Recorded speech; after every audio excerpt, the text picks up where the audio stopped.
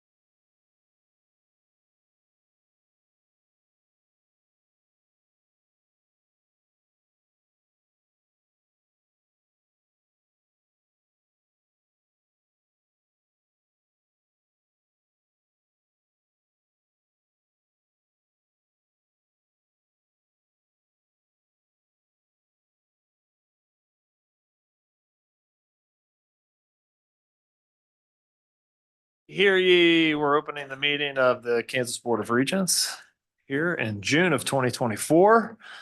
We'll begin this meeting by going into executive session. So I'd like to look for a motion from my friend, our Vice Chair, Regent Carlisle. I have such a motion, Mr. Chair. Thank you.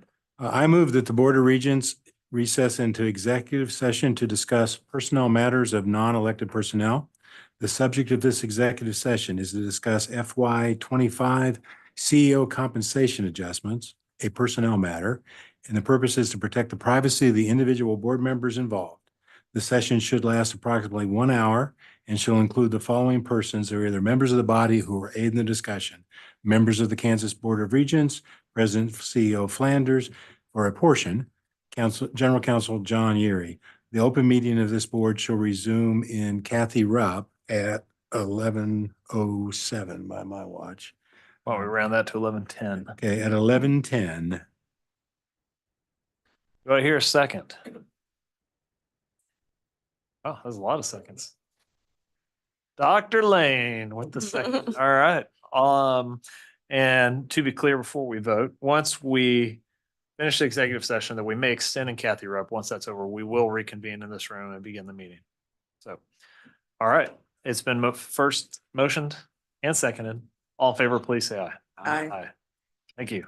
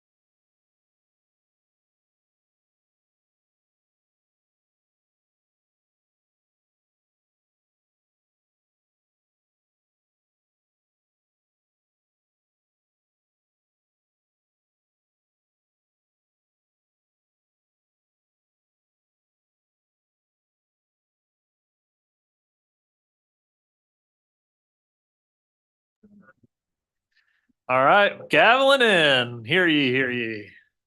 Thank you all for letting us do our executive session. We'll now get on to the regular portion of our board meeting here for June of 2024.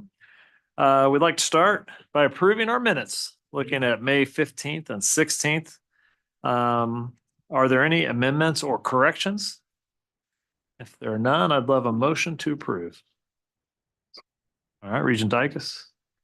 All right, second, look at the bookends there, taking care of business. Appreciate that. All in favor, please say aye. Aye. Aye. All opposed, same sign. Okay, thank you very much. Minutes are approved.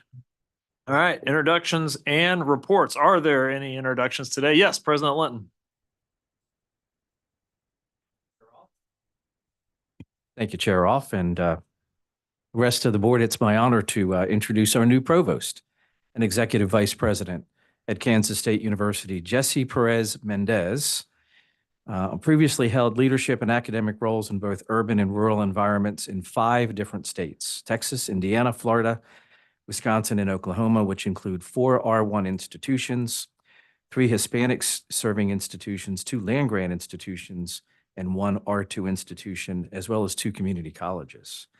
Prior to his arrival in Manhattan, Provost Mendez served as the Dean of the College of Education at Texas Tech University and Dean and Professor at Indiana University, Purdue University at Indianapolis, otherwise known as UWI PUI.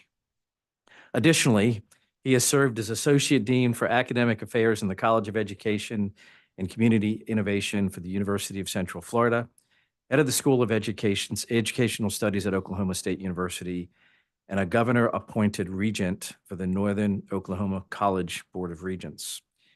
He received his bachelor's degree in political science and history from Midwestern State University and a master's in political science from Texas Tech University.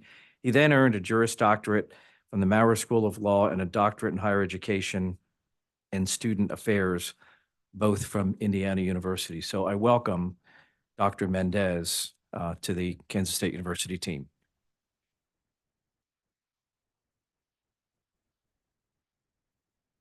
Is there anything that you'd like to say? They can hear you better this way. I'm just delighted and very humbled to be here and to serve the state and workforce development along with you all. So thank you. Thank you, Dr. Mendez. Yeah. And quick with the great wardrobe change to the new school and the purple tie. Like that. Got the memo. That's good. Yes, President Shipp. I'd like to introduce our president of our faculty senate, Norm. Maybe please stand or wave at the group. Norm is a tenured full professor in the School of Construction at Pittsburgh State University, specializing in building information modeling and virtual design and construction. He is a licensed engineer in the state of Kansas and the president of the Southeast Kansas chapter of the Kansas Society of Professional Engineers. Additionally, he is the program coordinator for the PSU Adventures in Robotics Summer Youth Program, which is exceptional, and its associated STEM Robotics Teacher Workshop, which is all funded by the Kansas Space Grant Consortium. Everybody, welcome Norm. Welcome. Thank you for your service to the Pitt State community. Any other introductions? All right. We'll now move to the chair report. So a couple things from me. Did I miss something? I thought you were. Oh, no. Good. That was a interested look. Okay. Hey, so I'm not used to those. That's right. It caught me off guard. So I look out in the audience today and I just want to recognize I see 3 faces of folks that are retiring here. And then I know we recognize Howard Smith and Diana Kuhlman also, who are both not here because of recent retirements. But President Kim Krull, President Carter File, Warner Goling. If you guys, I know you guys are all retiring here soon. If you'll stand up and just let us recognize you and thank you guys for your tenure and commitment and everything that you've brought to the system. Thanks for your leadership and friendship along the way. Also, this will be my last meeting here as chair, which I'm grateful for and look forward to passing on the gavel here to Regent Ice. I know he'll do a great job. I want to thank our committee chairs this year, Regent Benson, Regent Lane. You've done amazing work. And Regent Lane, we're grateful for what you've done and what you will do here in literacy. And we'll have an opportunity to recognize that at the reception here after lunch. So I'll hold back all my comments then. But just as I think about the last couple of years and highlights, I apologize in advance that I don't have a great video of highlight reel, sizzle reels, they call them now, to show. But just as I think about when I stepped into this seat a couple of years ago and what the goals were, and I feel really good about where we're at on these. So, the first was unity. When we think about the complexity of our system, we wanted to move forward in a unified fashion.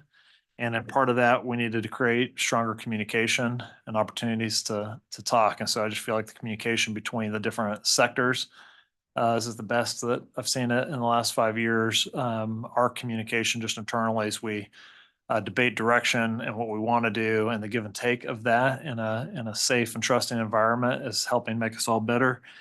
And then externally, we want a tighter message around what we do. And I think we're all real clear now that you can't talk about the future of economic prosperity of Kansas without talking about higher education. You can't talk about higher education in Kansas without talking about the future economic prosperity of our state. We're closely aligned and tied on those things.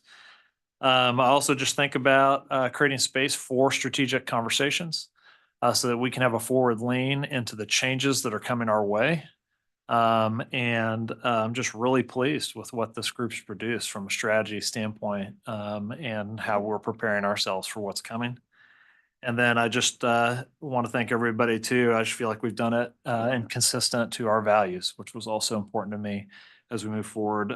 Values of accountability to ourselves, to our stakeholders, to taxpayers. Also, just treating other people and other humans with the dignity that they deserve, and doing that on our campuses, and helping people feel seen and that they belong with us. Our focus on affordability and financial stewardship, and our focus on partnership as core values. So I just want to thank the leaders at the universities. I want to thank the fellow regents. You've made these last 2 years for me as chair a joy, and it's been an honor to serve in this role. And so I just wanted to say thank you, and that concludes my chair report. Any comments or questions? I would like to make a comment. Sure. So to use your terminology, John, you're a special human. We appreciate your leadership and your friendship and your chairmanship, both exceptional. So the 2-year chairmanship, but the commitment to all those things you just described. And I think we've got great momentum with all of that. So thank you very much. Thank you very much, Regent Ice. All right. I'm going to keep us moving. I'll pass it over to President Flanders for the President CEO report. Right. Thank you, Regent Rolfe. Couple of things. I'll keep on the thank you train. I'd certainly like to thank the governor and the legislature for their special support this year, and particularly for some of the projects that were supported, the individual projects at institutions. And I think about our higher education system has the power and certainly does this, that we serve Kansans even if they never were involved with higher ed or never were a student in higher ed. I'm thinking of 2 kinds of projects that will do that. There's several others in the system, but a couple that I really highlight. One of them is the Cancer Center at the University of Kansas. That's going to serve probably everyone in 105 counties, and not only nationally, but also here in Kansas, whether or not you were involved with higher education or not. We actually hope that it doesn't serve you, but if that need arises, it's there to help us out. And then I think about the partnership in Wichita. We enjoyed that groundbreaking, the Wichita KU Biomedical Center. Really a different way to look at medical education and incorporating all the way from those 2-year technical degrees all the way through a medical doctor And it's going to really be, I think, a game changer for that entire South Central region and the city of Wichita.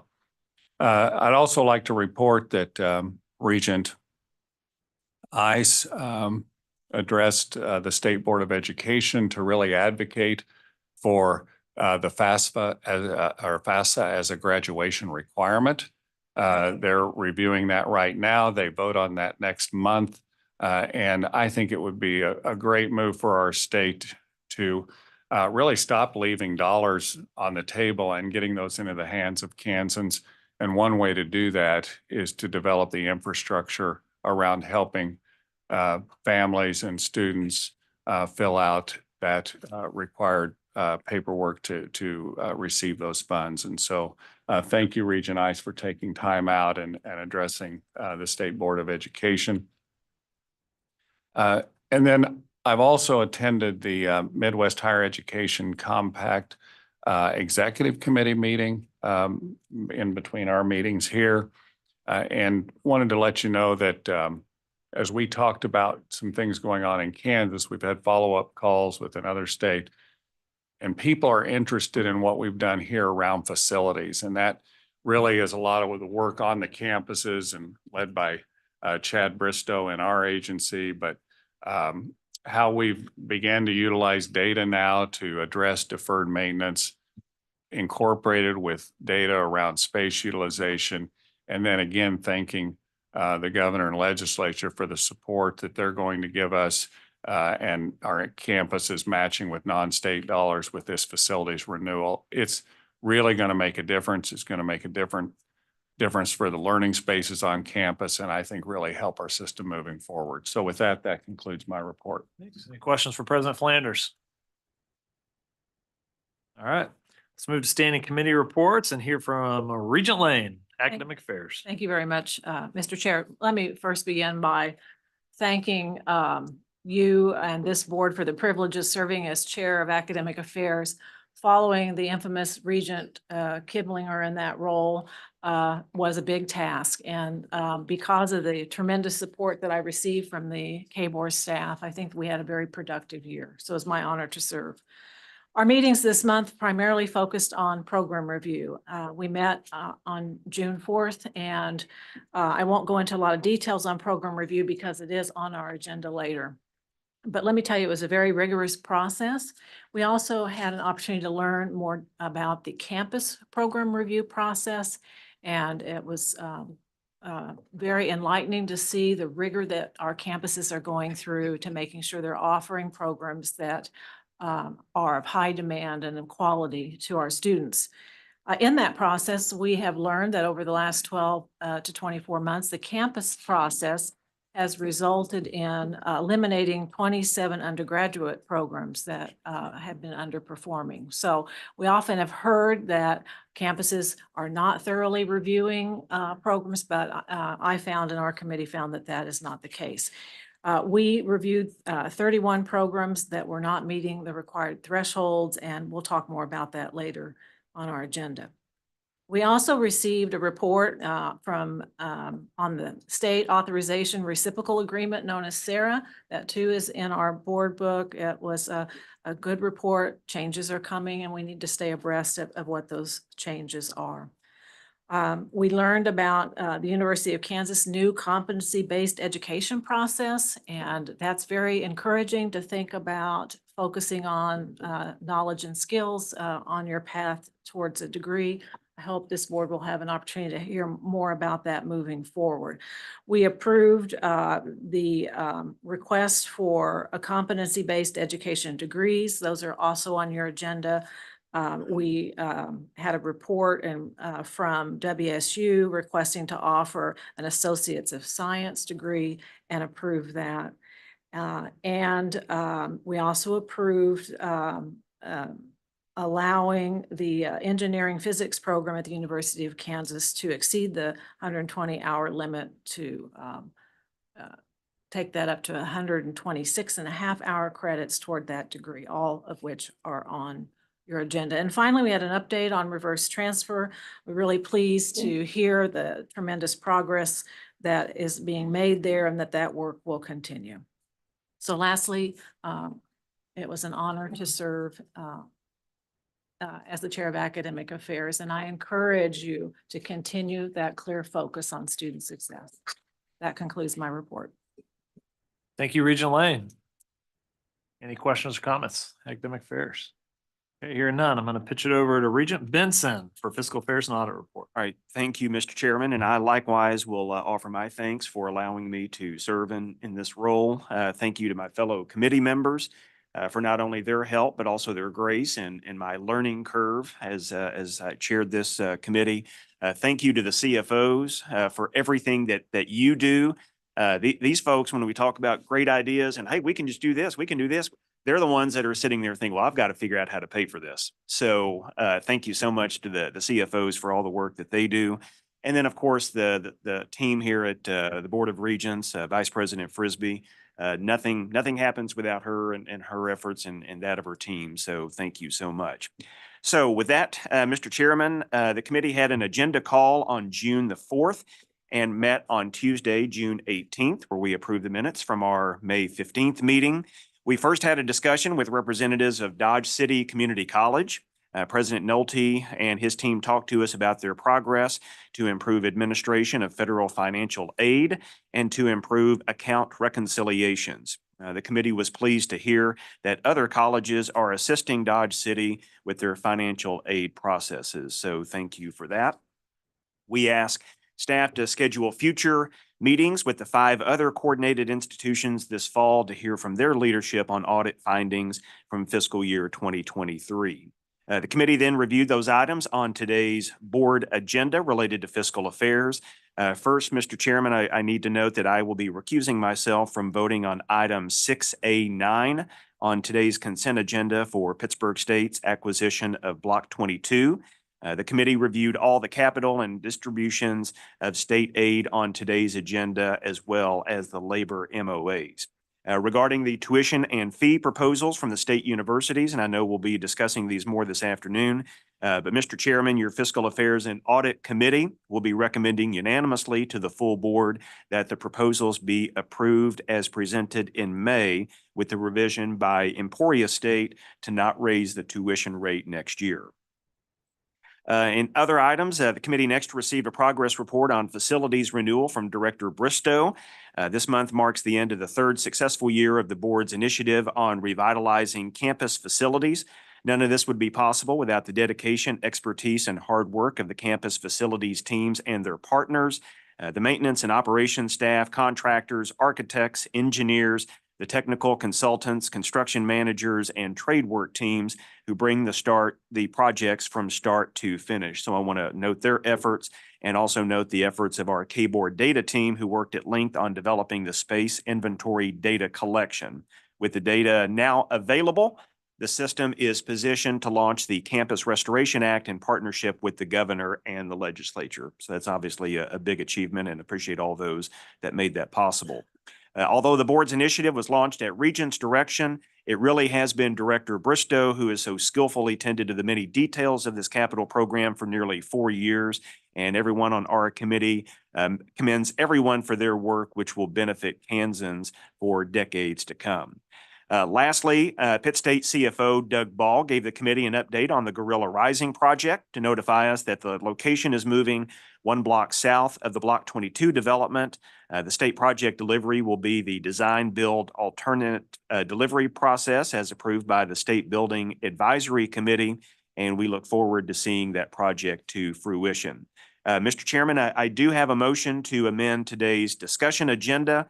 The 2024 legislature enacted an IT and cybersecurity bill, which mostly excludes the state universities. So our committee discussed and endorsed on Tuesday a request from the state universities for the board to distribute a portion of the $7.5 million state appropriation to ensure the universities are in sync with the rest of state government.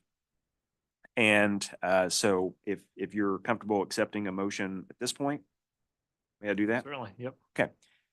I move the board amend today's discussion agenda to add item 7A2 for the board to act on a distribution of fiscal year 2025 appropriation for universities' IT infrastructure and cybersecurity. All right, so that would be under fiscal affairs and audit, a new item 2. Correct. Between 1 and 2. Okay. Got it. I'll second that. All in favor, please say aye. All right. All right. There is, in wrapping up, Mr. Chairman, there is a copy of the issue paper at your places this morning for reference, and Vice President Frisbee will explain the item when we reach that part of the agenda. So that would place our first reading of amendments to the board policy on facilities to item 3 and President Muma's master plan update to number 4 on our fiscal affairs discussion agenda for today. And Mr. Chairman, that is my report. Perfect. Any questions for Regent Benson? It's a complete report. Thank you. Your committees do hard work.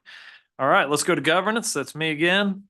The governance committee met this morning and approved forwarding amendments to the board's building and academic unit naming policies to the full board for its consideration on today's agenda.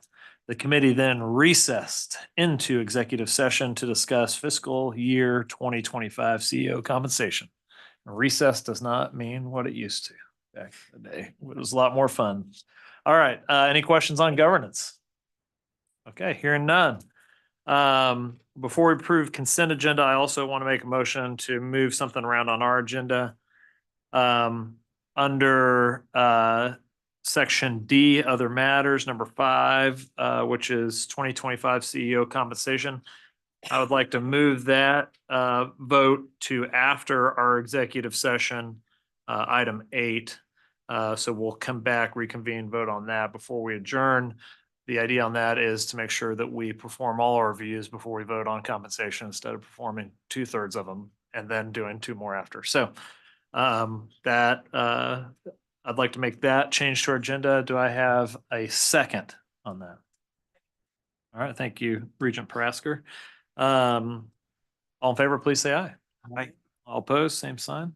Okay, so we've got 2 changes to the agenda. With that, we'll move to consent agenda. I'll entertain a motion to approve the consent agenda. So move. All right, do I have a second? Second from Regent Winter. Any discussion on the consent agenda?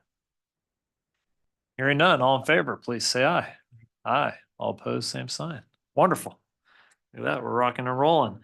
Okay, on fire. We're gonna move into, and I know we're coming up on lunch, but I'd like to see if we can't get through tuition and fees prior to, so let's get that started. And if our favorite Elaine of all the Elaines, Elaine Frisbee, would come on up and get us started on that discussion. Good morning. So we are back to the subject of tuition and fees at the state universities. This is a set of proposals from the universities for the following fiscal year 2025, starting with fall 2024. The proposal by Emporia State has been revised and everything republished on our website with the agenda materials. So you have before you an item for your action today to approve the proposals as requested by the universities. And we just have some information here for, as a reminder, over the time period fiscal year 2020 through the proposals for 2025, the extent to which undergraduate resident students' rates for tuition and those required fees, what those expenses would be for next year, the rate of growth over the time frame. So this is not the percentages there, the 10% through 12% for Fort Hays. Those are not the fiscal year 2025 adjustments. That's for the entirety of those years that you see arrayed on the page. Just for context and for comparison, the rate of CPIU, so the inflationary rate for consumers, not quite exactly what universities would experience, but for fiscal year starting back to May of 2020, through what the consensus revenue estimators believe will happen for 2025, that totals 24.4% over that time frame. And the rate of higher ed inflation, about 15.7% through 2024. We don't have an amount for 2025. So with that, Mr. Chairman, I think we're all happy to accept questions and if there anything needs to be addressed. All right, so yes, Regent Benson. May I take just a Please. step back in case there are In case there's anybody, this is your first K-Board meeting that you're watching. Obviously, this is a second read. We heard the presentations at the May meeting.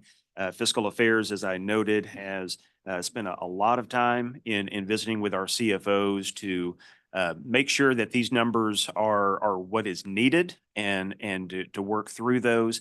We've asked, as a committee, we've asked for a lot of information, follow-up information. We ask for additional scenarios, and then obviously the impact that those scenarios of maybe some lesser increases, what those would create. And as Elaine is showing here, what we have learned through that process, and first of all, thank you to the CFOs and obviously you, Vice President Frisbee, for facilitating all those requests. What we learned is that our institutions have been effective in holding down cost for Kansas students, as the chart there shows. Generally, I think the average that was noted was around 12.5%. As opposed to a little over 22% in terms of inflation. So almost half the rate of inflation is what we've seen in terms of tuition increases over the last 5 years. So really commend the institutions for doing that. They've done it in the face of not only rising cost, they've done it in the face of increased cybersecurity concerns, which will continue to be an issue. They've also done it with a historically tight labor market, which is something that we continue to hear that it's difficult for our campuses, not only with faculty, but with support staff that are so incredibly important to making our campuses work. The institutions have been able to hold those costs down even with those concerns. And at the same time, increasing scholarship dollars almost threefold. That was something else that came out. So really improving that access for all Kansas students. So I commend you for that. And it's for that reason that the committee will be recommending that the board adopt these proposals. But I would obviously welcome any of my fellow committee members to provide their thoughts over what we've learned over the last couple of months. Thank you, Regent Benson. I believe Regent Winter had thoughts that he had prepared. Finally have some thoughts. You do? Yeah, turn. Thank you. Well, as committee chair said, that this is one of the most important and powerful decisions that this board has to make. And it's a difficult, particularly coming out of COVID, and looking at the difficulties, the inflation that we all have to live with, especially students. It bears a lot of discussion, and Chair, thank you for helping us lead that. As I looked at this, I thought, well, on the one hand, we know that raising tuition is in itself a negative. I then thought, well, are there other positives that the institute that the board and the universities have for students that help explain and outweigh those negatives? And I've got a list of one negative, and I've got a list of 9, maybe 10 positives. And I'd like, with your permission, I'll go through these as quickly as I can. Well, obviously, the negative is the tuition increase. The system has increased resident undergraduate tuition fees across the state by 10.9% over the 5-year period that's going to end for fiscal 2025. So that's a negative. We're taking more money away from our customers, our students. And so the question then, as I said, is, are there a set of offsetting positives that make this a fair deal? Are we being fair to students? Is there a bargain for exchange? We're bargaining, if you will, with students. And are they, what do we have to tell them about the positives? So as I said, there's 9 of them. Number one, the tuition increase for FY25 average is 2.7%, which is well below the consumer inflation rate so far in 24 of 3.3%.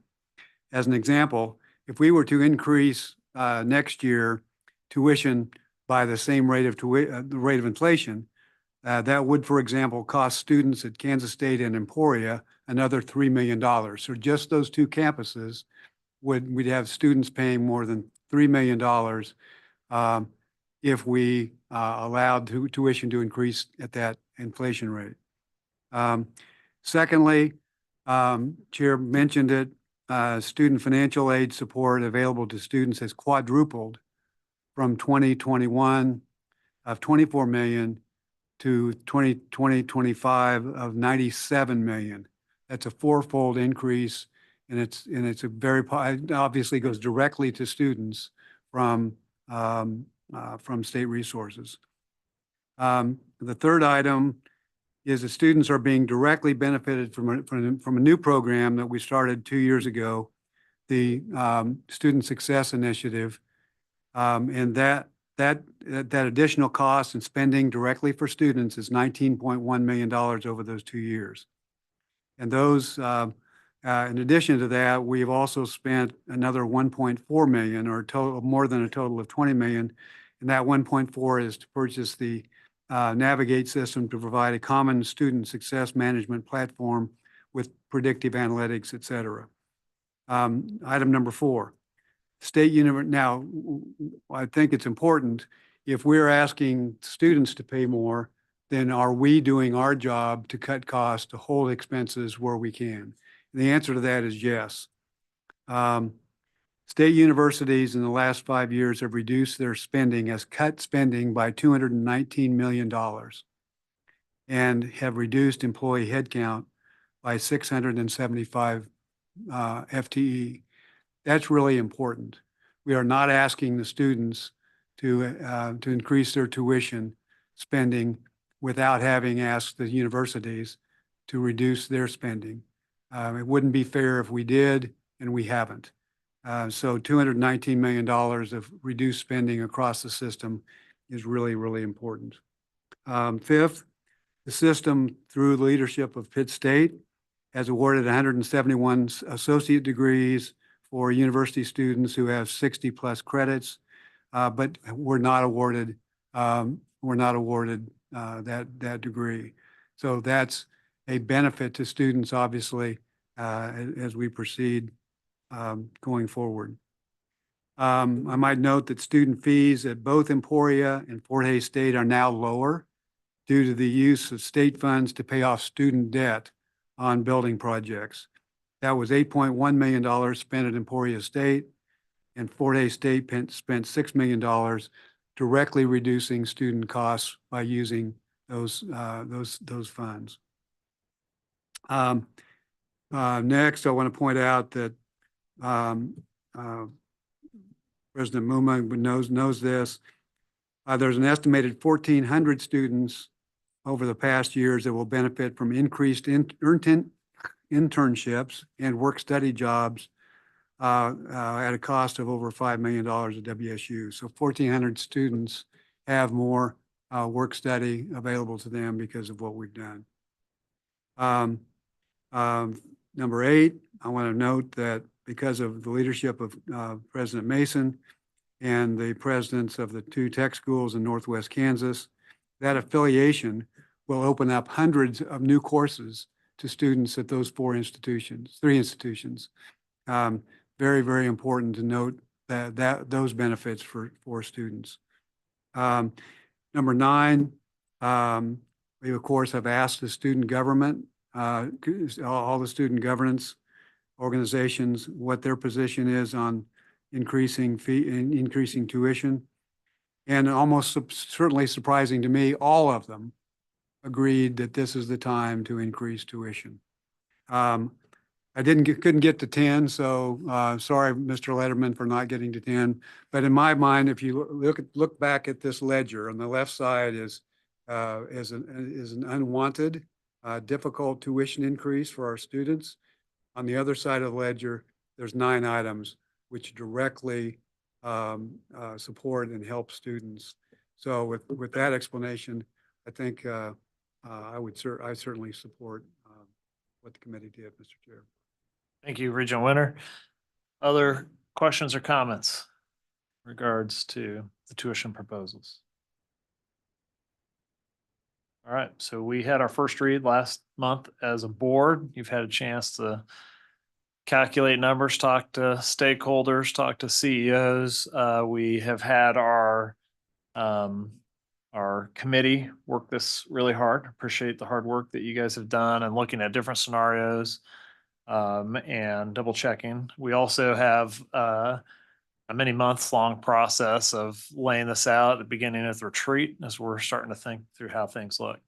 I appreciate campus leadership. We know that the cost of higher education outpaced inflation for many years as the burden of the cost of education shifted off of the state and onto the tuition payer.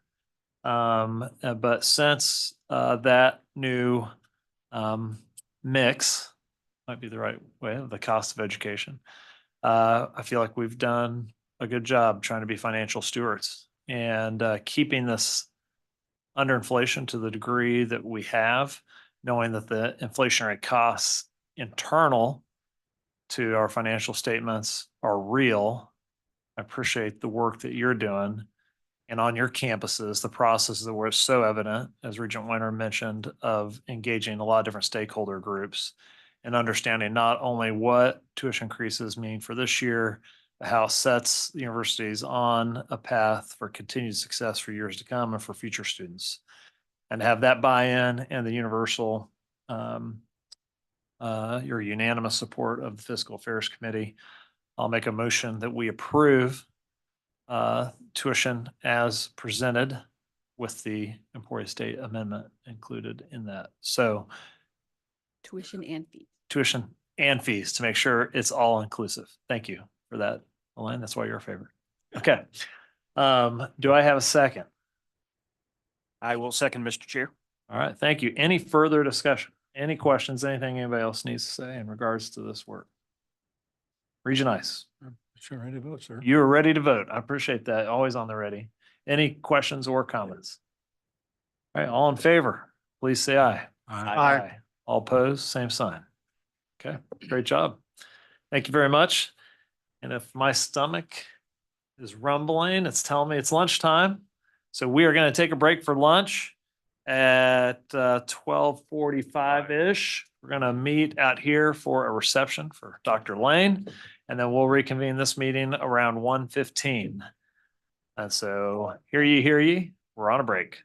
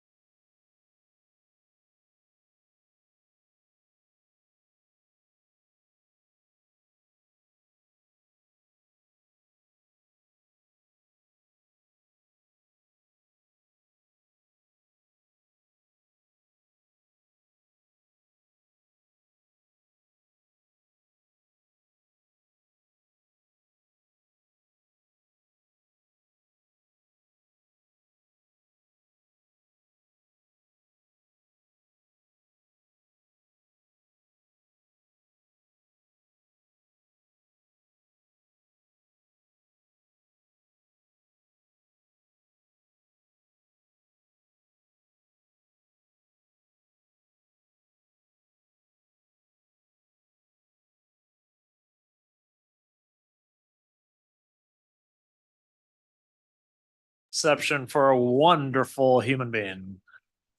All right, here we go. We're jumping back into the agenda. We're on discussion, section 7A, and if you will remember, Regent Benson made amendment to insert at this point the state appropriations around IT and cyber. And so Elaine Frisbee, take it Mr. away. Chairman, Regents, before you, you have a lavender page with the information on this particular item. It's a lovely color, it is.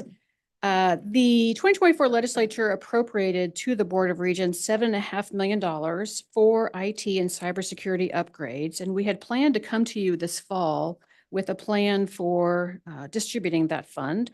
But we've had a late breaking opportunity going along with passage of 2024 House Substitute for Senate Bill 291, which does take effect this coming July 1st.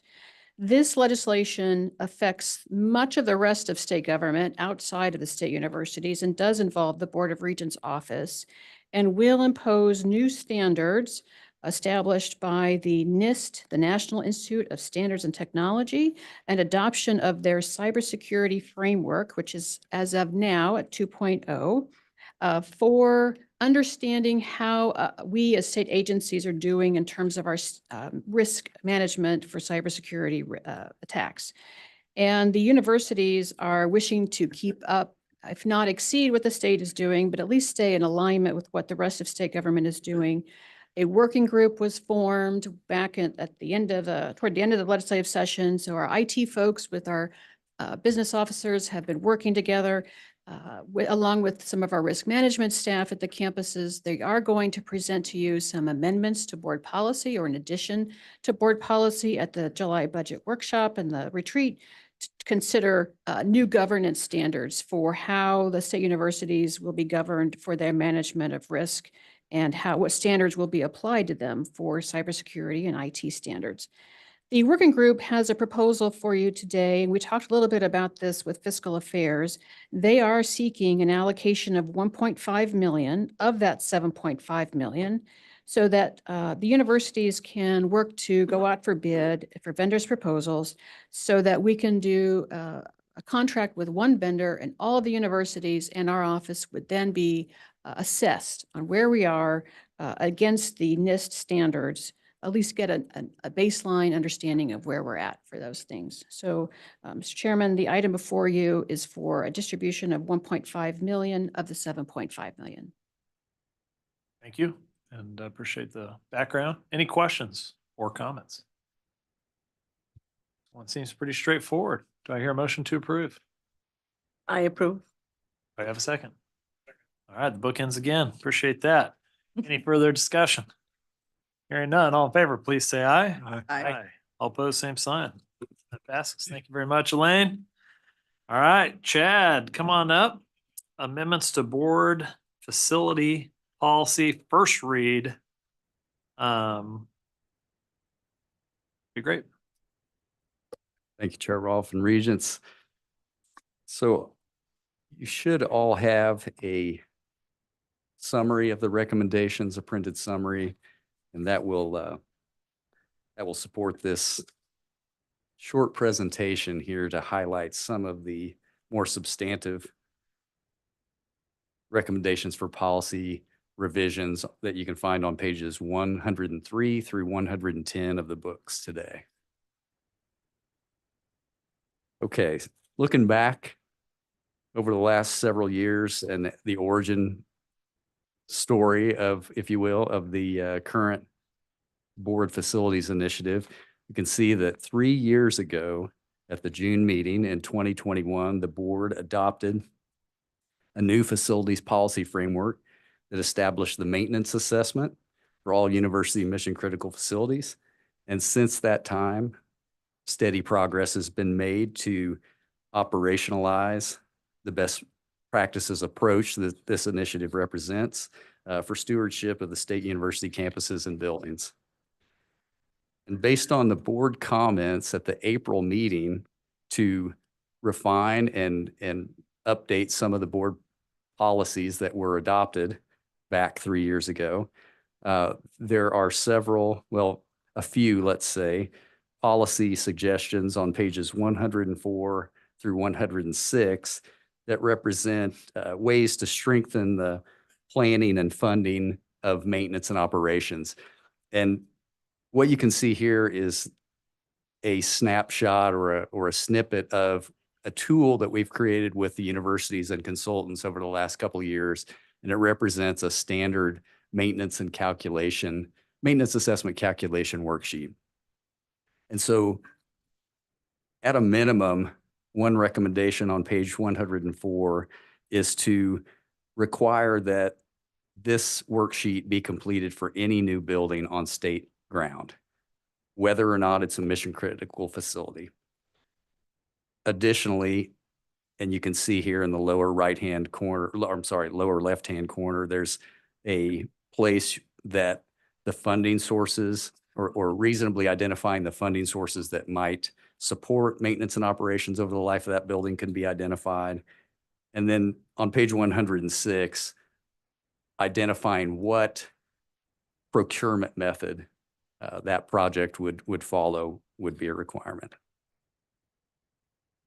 On page 106, also, one of the recommended amendments is to clarify how the educational building fund can be expended. And certainly through board guidance, there's been a focus on utilizing educational building fund revenue for mission critical facilities. This clarification, though, would acknowledge that there is infrastructure between the buildings, utilities, pedestrian infrastructure, campus drives that aren't a part of parking, revenue generating auxiliaries, street lights, pedestrian lights. Those are critical for maintaining the campus infrastructure, and they directly support the mission critical buildings. And so this would acknowledge that that also is an expense that EBF can be utilized for. And then on page 107, there's a requirement currently in policy that a university that's requesting federal funds for capital improvements needs to notify the board president and CEO in writing of such a request prior to that request. This refinement would change that to be when those federal funds are for a new building or a major addition, then that written requirement would be required, or written notification would be required. Moving on, there's a section in board policy currently that talks about private donations for capital improvements and requires that written documentation for those funds prior to proceeding with the project. This would refine this section to require that the universities document that there are sufficient funds when a project is partially or fully funded with private donations, and upon board request could request that information, and that information would confirm that the university has the funds in place prior to executing the contract to construct the facility. And then debt financing is a new addition to board policy, and it's based on suggestions that the board received from Jim McMurray with KDFA back in March. And Vice President Frisbee has demonstrated on page 23 of the board agenda today, relevant to K-State's strong complex residence halls, how 3 metrics that KDFA recommended should be a part of each issue paper related to funding a project with debt. So on page 23, you can see how each of these 3 metrics, debt burden ratio, average debt service coverage, and viability ratio, are calculated. And those would be required for any project seeking to fund a project with a debt obligation. And procurement process is an update to board policy that would simply clarify the statutes that authorize the universities to utilize certain procurement methods based on the funding source. this would bring references to those authorizing statutes directly into board policy. So there's clarity about how the universities can proceed with any given funding source for a major project or for any project. And this update here is very relevant to the discussions that the board had at the April meeting. And it's based on board policy. It currently limits funding of the maintenance assessment or credit of expenditures to state general fund or any other source except educational building fund money. And over time, I think the realization that all of these sources, the educational building fund, the state funds, in-house operating funds for certain cost centers within facilities and operations, and the university match that leverages the due state funds are all critical. And the most important aspect of the maintenance assessment is that moving forward, the universities sustain a 2% target spent annually on their facilities to ensure that the backlog of deferred maintenance doesn't continue into the future. So with that, happy to answer any questions. All right, again, this is a first read, so we won't be taking any action on this today, but what questions or comments do you all have for Chad? I just have a quick question. Yeah. On clarity in terms of, there was a slide that showed they're going to submit written policy when there is a new building or significant improvement. Can you clarify the significant improvement? Regent Prasker, I'm not sure I'm following which one. That was the, could you repeat, was it the notification? Yes. Okay. Written notification. Yes, written notification. So I think that would basically mean any new building, a new facility that didn't exist, and a major addition would be, for instance, adding a wing to a building. Got it. There's no dollar amount identified. There's no square footage currently identified. That we could certainly do that, but I think there's maybe a common sense recognition of when a substantive addition to a building rises to the level of that new facility. If you're adding an egress stair onto a building or, some sort of functional, I don't think that that's the intent. Okay. I know we have made some changes to the board where expense above a certain $1 million plus would come to the board approval. So would that be probably considered in that? Yeah. To your point about the threshold between a small capital and large capital project, that could be that we could add language in there that would entertain that an addition, a large capital addition. Exactly. Yeah. Thank you. Thank you. Other questions or comments? Yes, Regent Winter. Yeah, we've discussed before what happens in the event, which I hope never occurs, that in order to meet the 2%, universities have to start taking money out of their regular operating funds, compensate for salary funding, utility funding, et cetera. Is there any change to that to protect against, tell us what to do in that situation?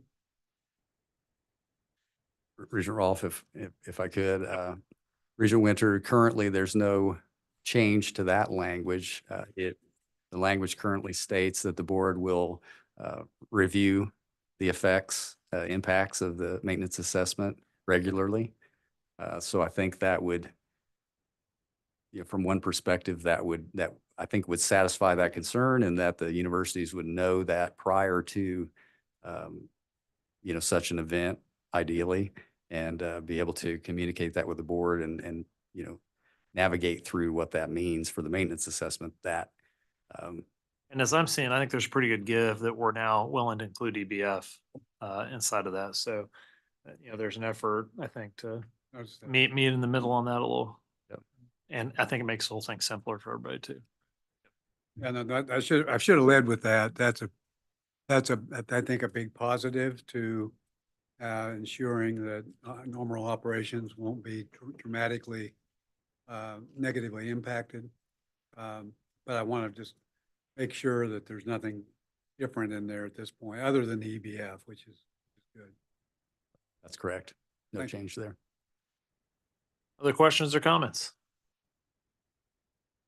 All right, that's a great first read, my friend. Well done.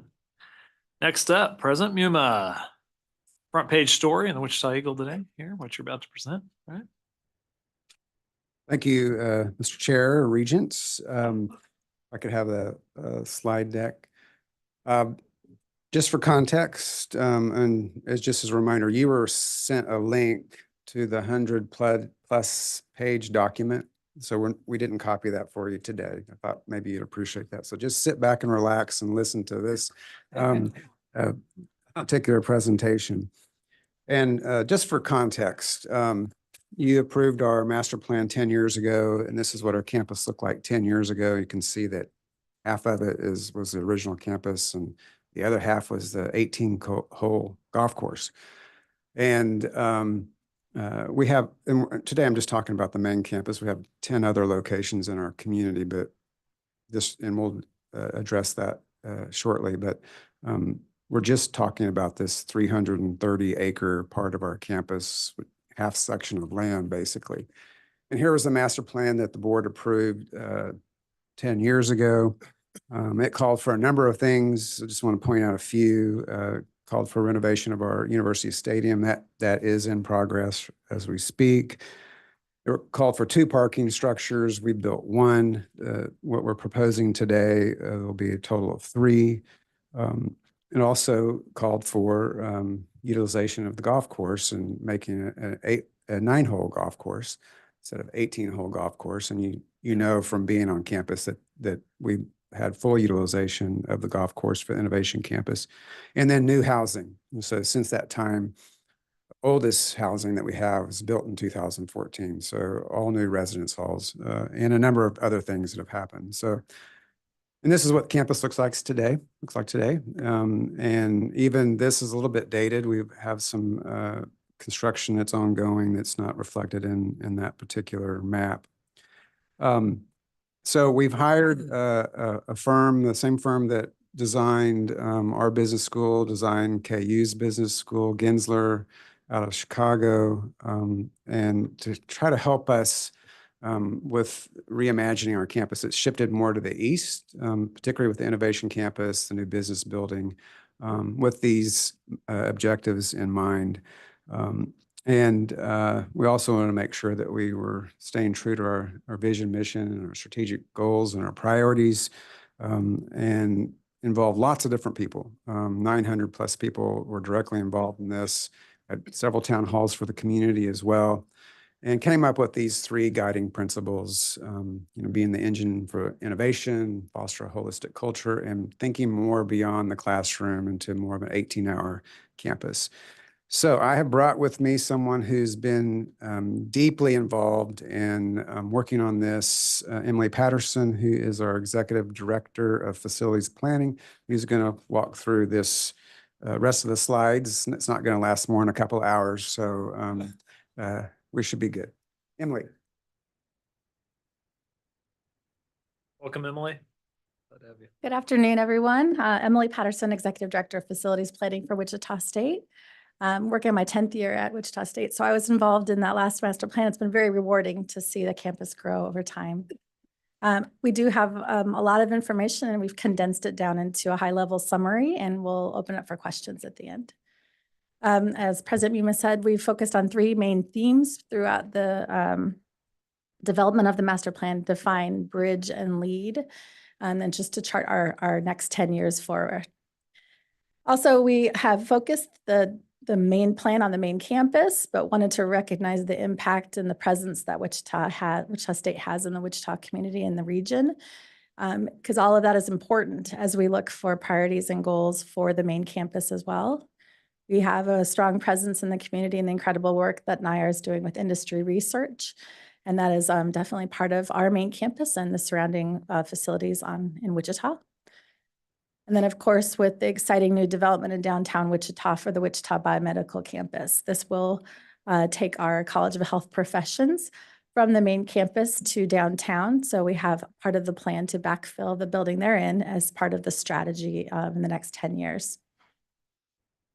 So we took a lot of, we talked to a lot of people, did lots of feedback sessions, as well as dug deeply into data from space utilization and building condition studies to really come together and develop 5 main points that were determined by all of the information.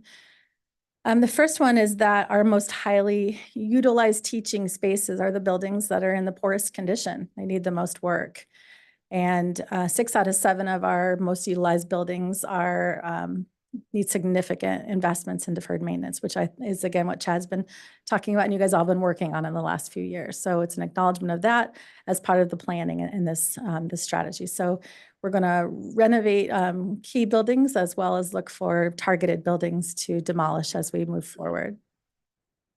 Another thing that we heard from students, faculty, and staff is that we really have a demand for quality laboratory spaces on campus. So as we look for opportunities for renovations, that's something that we need to focus on.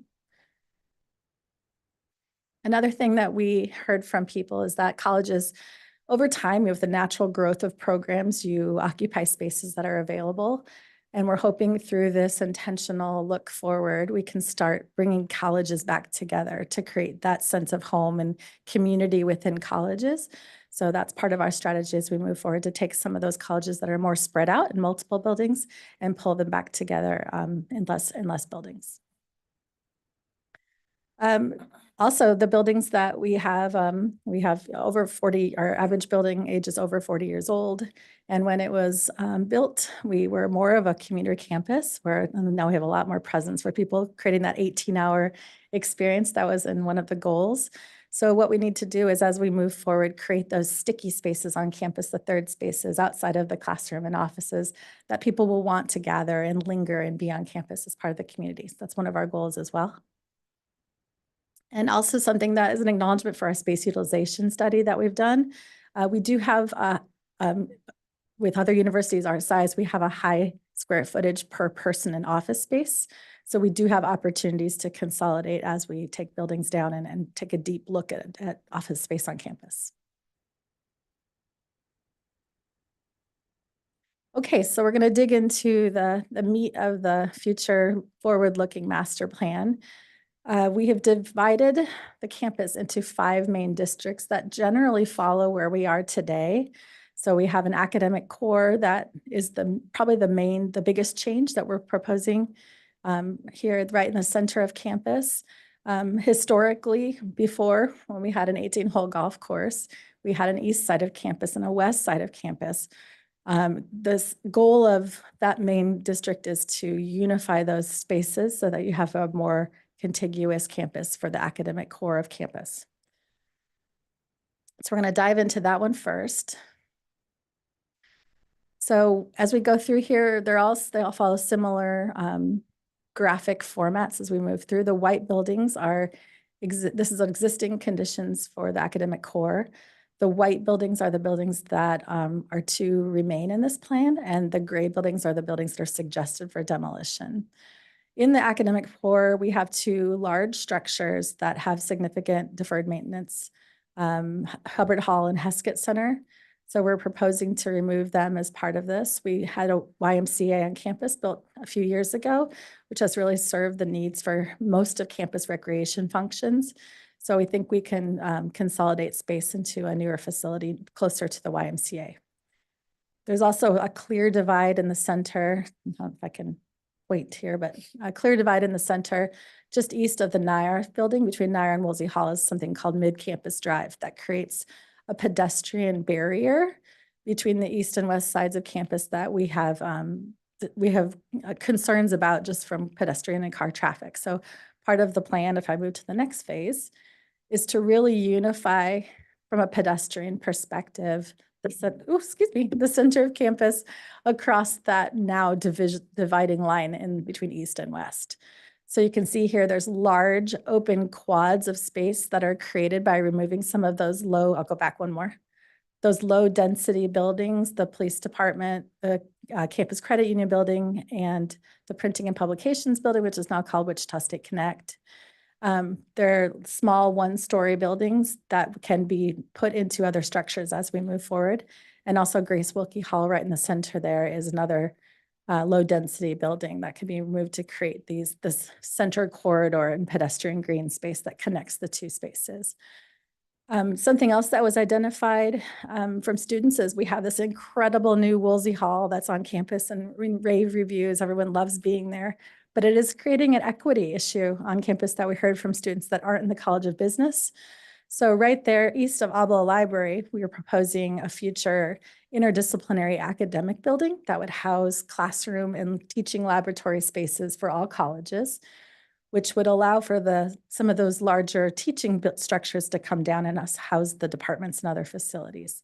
So that's something I think will make a huge impact there. And if you look from proximity wise, the Radigan Student Center connects to the Shocker Success Center that's about to open, that connects to the library, that connects to this new interdisciplinary teaching building. So it all flows together really nicely for students in that core.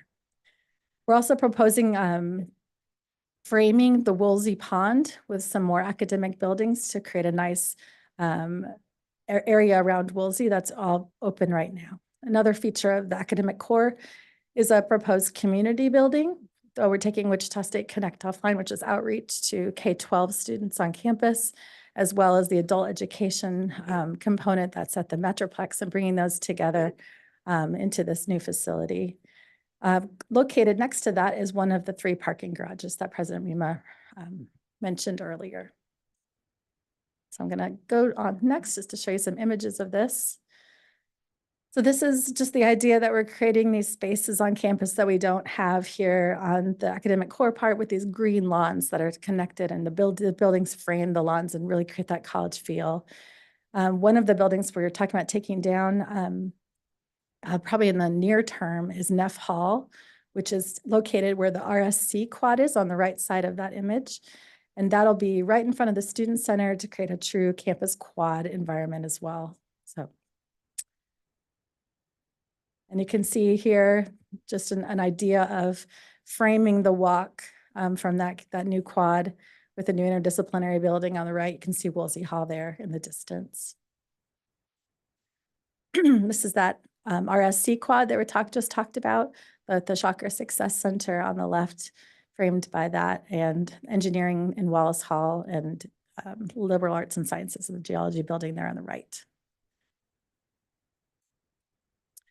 So that's the main district that's expanding. Historic district is an acknowledgement that we have great historic structures on campus that, again, need these attention. And when you look at the same thing here, we are proposing to remove Wilner Auditorium, which is a music theater dance building, and working potentially to partner with the city of Wichita, looking at how they're in need of performing arts facilities as well. So it's worked really well with other areas to partner with the city, and it seems like a good opportunity to at least explore that in this master plan. And then looking to the master plan, the shaded buildings that aren't white in this image. So we have the kind of peach shaded color. That's strategic investments with deferred maintenance in these historic buildings, and in addressing the deferred maintenance needs. So identifying the buildings that are in need of that investment. And then it's also proposing, we're talking about performance in this new performing arts facility, potentially with Wichita, but we need some rehearsal spaces on campus. So this would be more of a rehearsal, dance, and arts facility. Okay. At the athletic district, we already have projects underway in this district with the new university stadium improvements and Wilkins Stadium softball stadium improvements. Here's where we are today. We've already taken down the east side of the stadium, and we're about to embark on a reconstruction of that east side and widening of the field. We have facilities here that are generally located on the north of campus. This is providing better pedestrian connections as we move forward to parking other places on campus. It's also the acknowledgement that if we do take the Heskett Center down, we're going to have to find a home for indoor track, which also could be a new up there on the corner of 21st and Hillside, could be a new grass playing field for a future women's soccer team if the stadium, when the stadium is widened as well. So it provides both of those opportunities. Hey, Innovation Campus, this is, you know, all happened within the last 10 years since the master plan. And we strategically developed these sites as we went forward, knowing that the land was there now to build on, but that we needed to densify at some point in the future. So they were located in places strategically so that we would have those opportunities. So what we're talking about here is taking some parking lot space and building a garage here on the Innovation Campus and putting some additional partnership building sites on the campus, as well as further developing the retail restaurant component up at 21st and Oliver, which would also have a apartment housing component there as well. One of the things that we noticed in this is because the development was happened, you know, naturally on this site, one thing I think was missed was a really strong north-south connection and also a connection to an incredible element we have in Wichita is the Redbud Bicycle Trail. So we're trying to intentionally connect to those other resources that the city has on the Innovation Campus. So start to create some better pedestrian walkways around these buildings near the Hyatt Place Hotel and near some of these partnership buildings to just enhance what's already happened so well there. The last district that we're going to talk about today is 17th Street Gateway District. This started a few years ago with the University Village Initiative. Initially just the three parcels south of 17th Street were considered for this. Brennan Hall 1, 2, and 3 are already approved to be taken down, and we have plans to move those staff into other buildings on campus. But what we realized during all these discussions with not only university stakeholders, but in the community is that we have this amazing asset just south of campus that we're really not taking advantage of in Fairmount Park. So looking for ways to connect the university to the community and really outreach to the south. So we've proposed more of a main street gateway to campus, allowing for more partnership and mixed use development along 17th Street and strategically thinking of those strong connections from a pedestrian point of view there. And then reaching out into Fairmount Park and looking to partner again with the city on some park improvements. One of the things we're also exploring is the shifting of the Child Development Center from the corner of 21st and Oliver, 21st and Hillside to this location adjacent to the park, just to provide that amenity for the kids as well. So it's a big shift thinking about what 17th Street looks like now, but envisioning it more of that campus college Main Street feel with restaurants and shops and everything right there on 17th Street. You know, can imagine, you know, having a narrower street, slow down traffic, make it a place to linger, and then head over to campus. This is another just an envisioning of what we could do to work with the community to improve that park right next to campus with a strong greenway connection north-south. We have a ton of these diagrams in the report if you want to dig in deeper. I just wanted to highlight 2 of these master plan maps. This one highlights just a big picture of the number of facilities that we're looking to demolish as part of this plan. Looking at our facilities condition index report that was released last year, the buildings shown here remove about $100 million of deferred maintenance from the books, but it only works with those new facilities that we proposed. So it's a combination of the 2. And then just to kind of see how the grouping of the like types of uses are pulled together, you can have your academic buildings in a line and your support buildings in a line and have these districts that really create these homes for departments. So in summary, this is what our 2024 to 2034 campus master plan looks like. And you can see, again, the same coloring of the white existing buildings, the gray 3 parking structures strategically located on the kind of quadrants of campus, and then the development along 17th and to the south. There's a lot more to it, but that's a good high-level summary. If you guys have any questions. Emily, great job. Thank you. What questions do we have for Emily or President Muma? President Flanders. Yeah, I have a question on space utilization. Sure. You talked about adding buildings and then being able to take some down. Sure.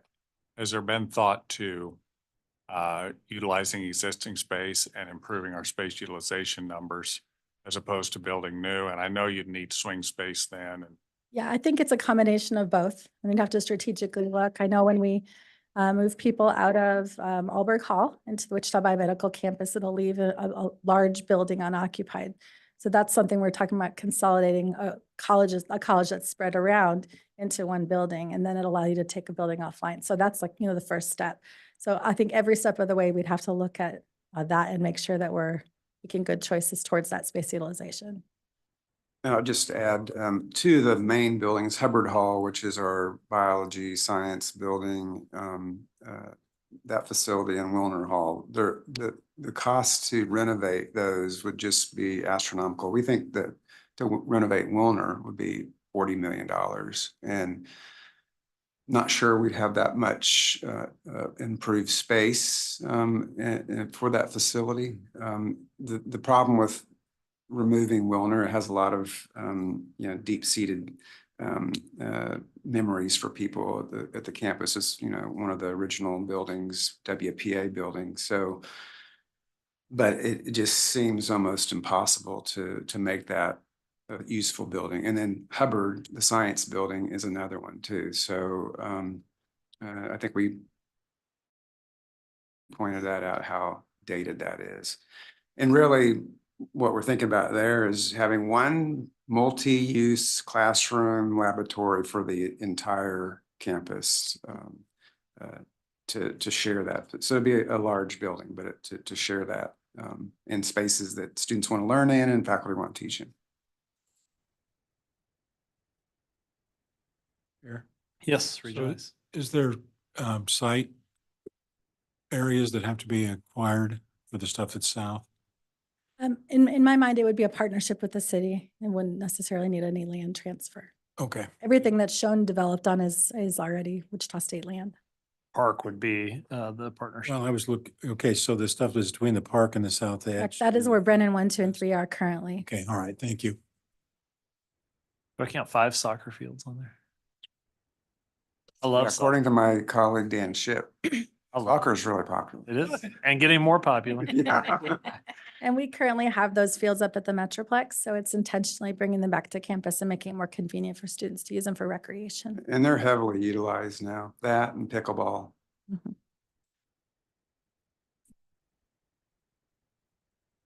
Okay, other questions?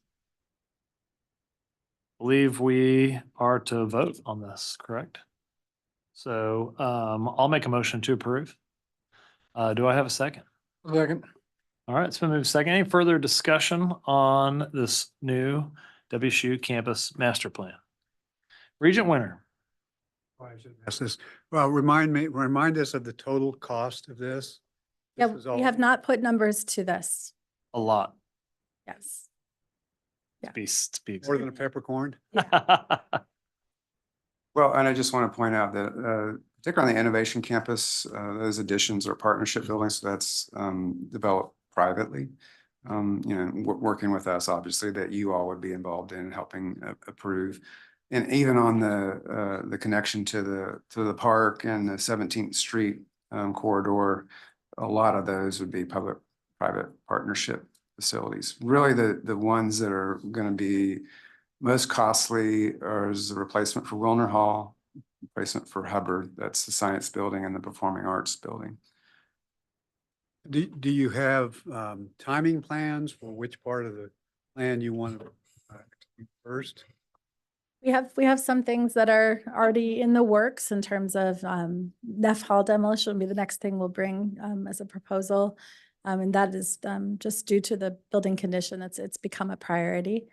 And then we're already working on the University Stadium as well. So then things are in the works, and then we'll start prioritizing a sequence of things that happen. Lots of things have to happen before some of these are implemented. Thank you. What's the future of the Metroplex in this? Well, right now it stays with us. It's, actually a very popular facility for people to have conferences because parking's very accessible. It's easy to get to. That is one of the facilities long-term that we would probably consider removing, especially if we're able to build that community building that's going to be sort of a replacement of the Heskett and WSU Connect. And again, that's going to depend on how quickly we can get those, but that is a facility that is built as a church, as you know, and it's not built as a university building. We're using it as a conference center, and it's great for that, but it's, got its issues. And you have the dental hygienics building up there on that. Yeah, that's the Advanced Education General Dentistry building. That's fairly new, and so we would continue to operate that. Yeah, great. Other questions, comments? We've got a motion and a second to approve. Seeing none, all in favor, please say aye. Aye. Aye. All opposed, same sign. Thank you. All right. Look forward to seeing you guys make that happen. All right. Huh? Yeah. Next up, we're moving into academic affairs, and I believe for the next 6 items, we have Dr. Munholland coming up to lead us through. So we'll do program review recommendations first. Well, that's not gonna work.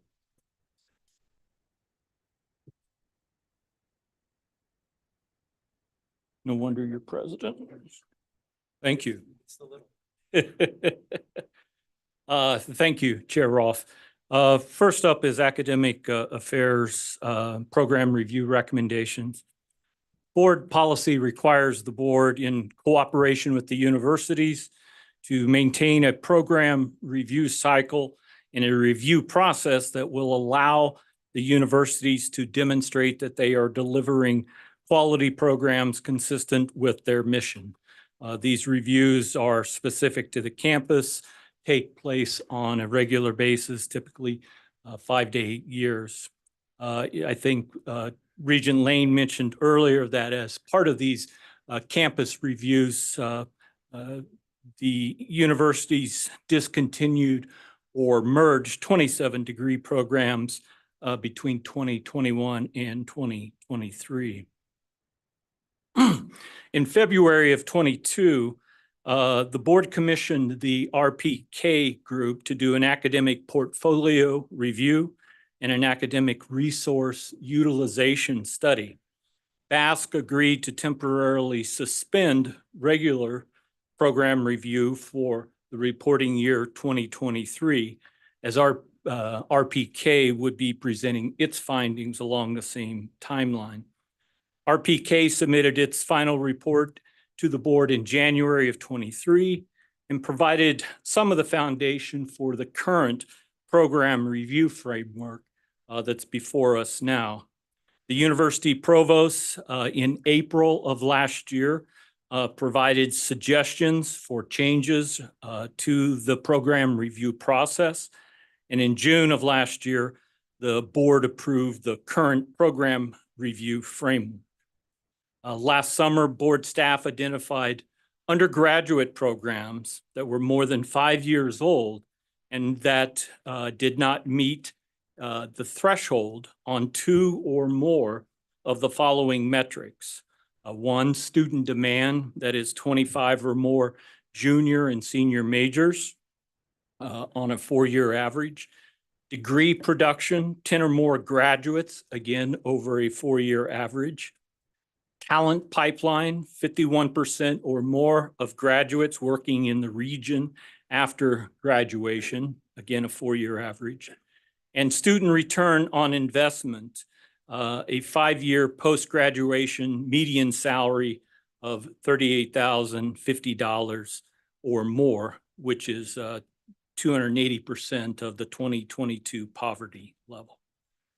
In October of last year, Basque reviewed this list and finalized a list of programs that did not meet the prescribed metrics and asked the state universities to further review them and provide feedback.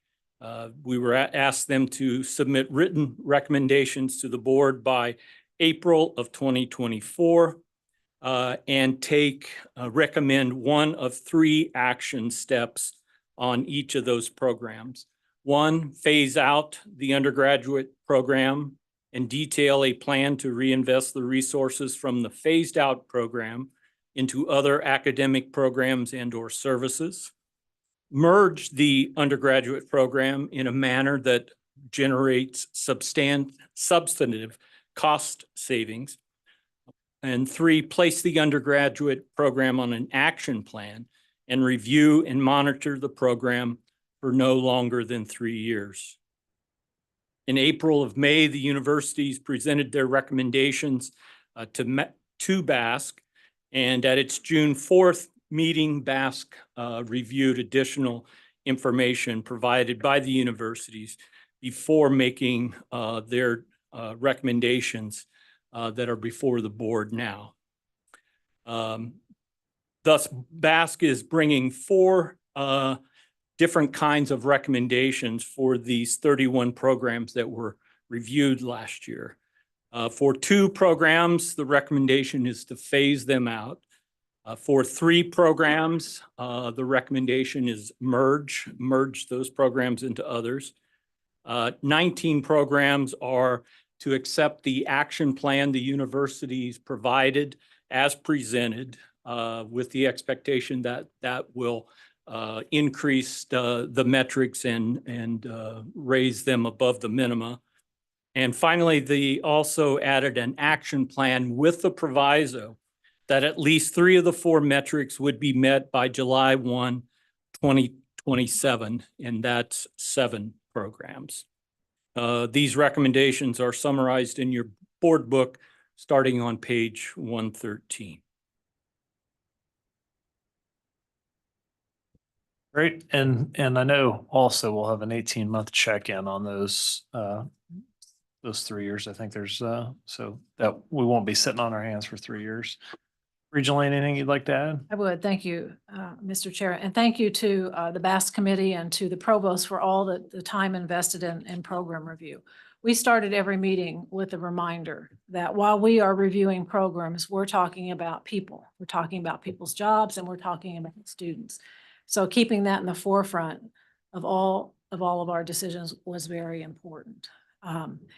And in addition to that, those 4 thresholds really were at the forefront, particularly when we think about student interest and degrees conferred, right? Those 2 items in particular, are we offering programs that are of value to our students and are they getting a degree as a result of our program?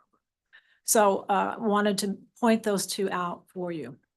Now, this is a continuous improvement process, and so I am confident that Basque will engage in reviewing what's strong and what do we need to strengthen, and are there things that we need to eliminate. 2 things top of mind. In the talent pipeline, how do we give credit for students who matriculate into a graduate degree program? Right now, our current process, we talked about it, but it's not explicit in there. Second one is high credit hour production courses. How do we think about those and realize that those are of great value? They may not be producing the thresholds as a unit, but they are certainly producing experiences for students. So those things top of mind. I just want to talk about why the different recommendations on the action plans. But let me first thank the universities who brought forward phase out and merger programs. We appreciated that. So the action plans, you have 2 different options. One says action plan as presented. Those are action plans that came forward from the universities with actions that will lead to achieving 3 of the 4 thresholds. they're confident in 3 years, they're going to meet those thresholds. Then you have a set of recommendations that are indicated as action plan with proviso.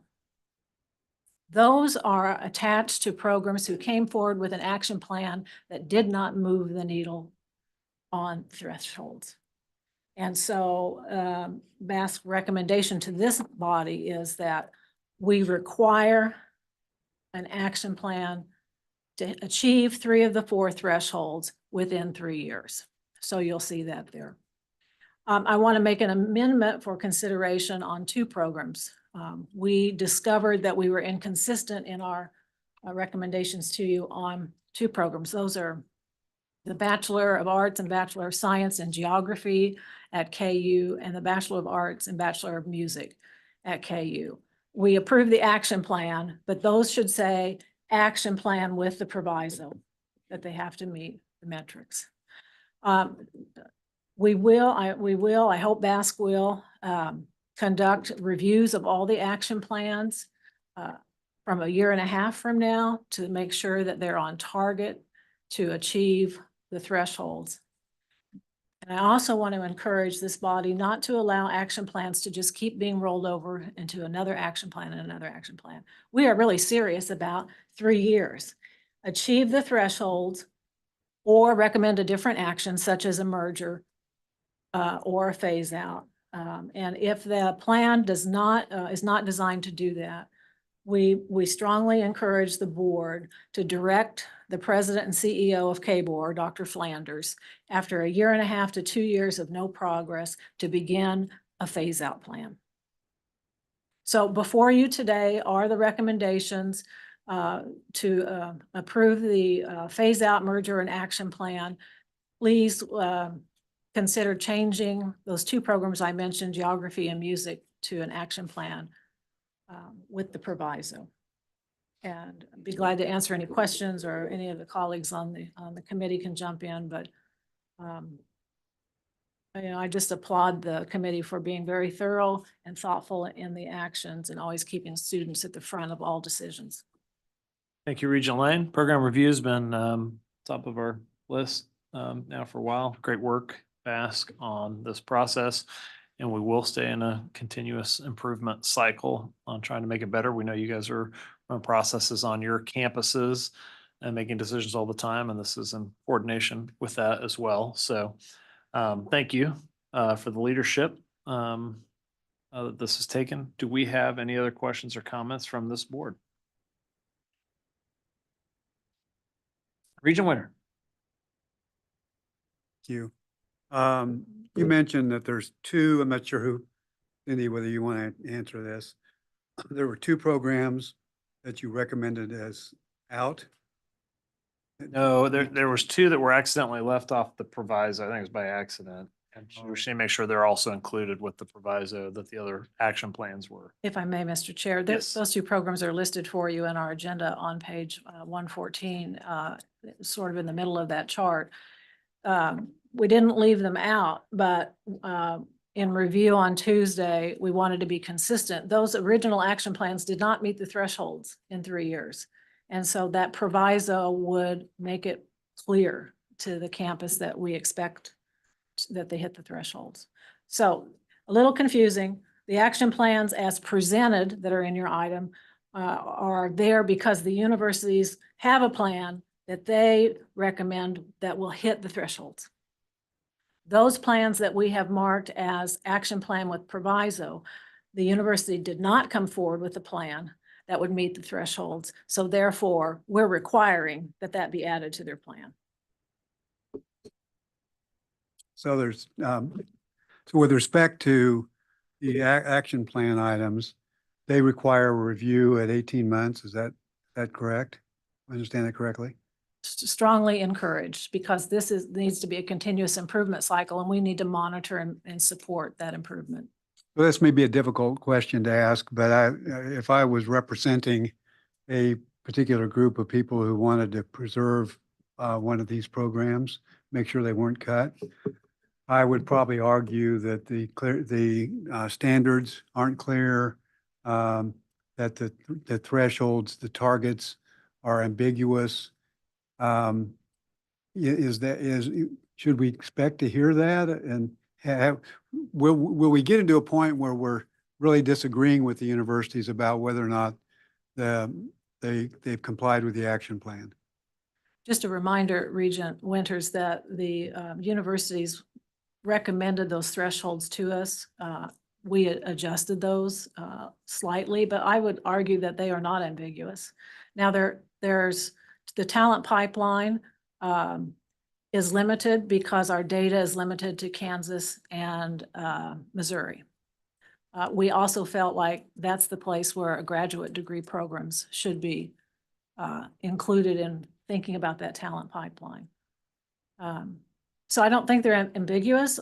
I would caution us not to make major overhaul in this process, but to tweak and adjust. But I don't know about getting in a disagreement with the universities, because most of these recommendations are exactly as the campus is brought forward. But what I'm fearful of is that there are some underperforming programs on an action plan that even communicated to us in writing that they don't believe they can hit the thresholds. So therefore, we should expect them to bring forward a recommendation to merge or phase out. And how many of those are there? There were 7 that required the proviso. Thank you. Other questions or comments? Okay, thorough job, academic affairs.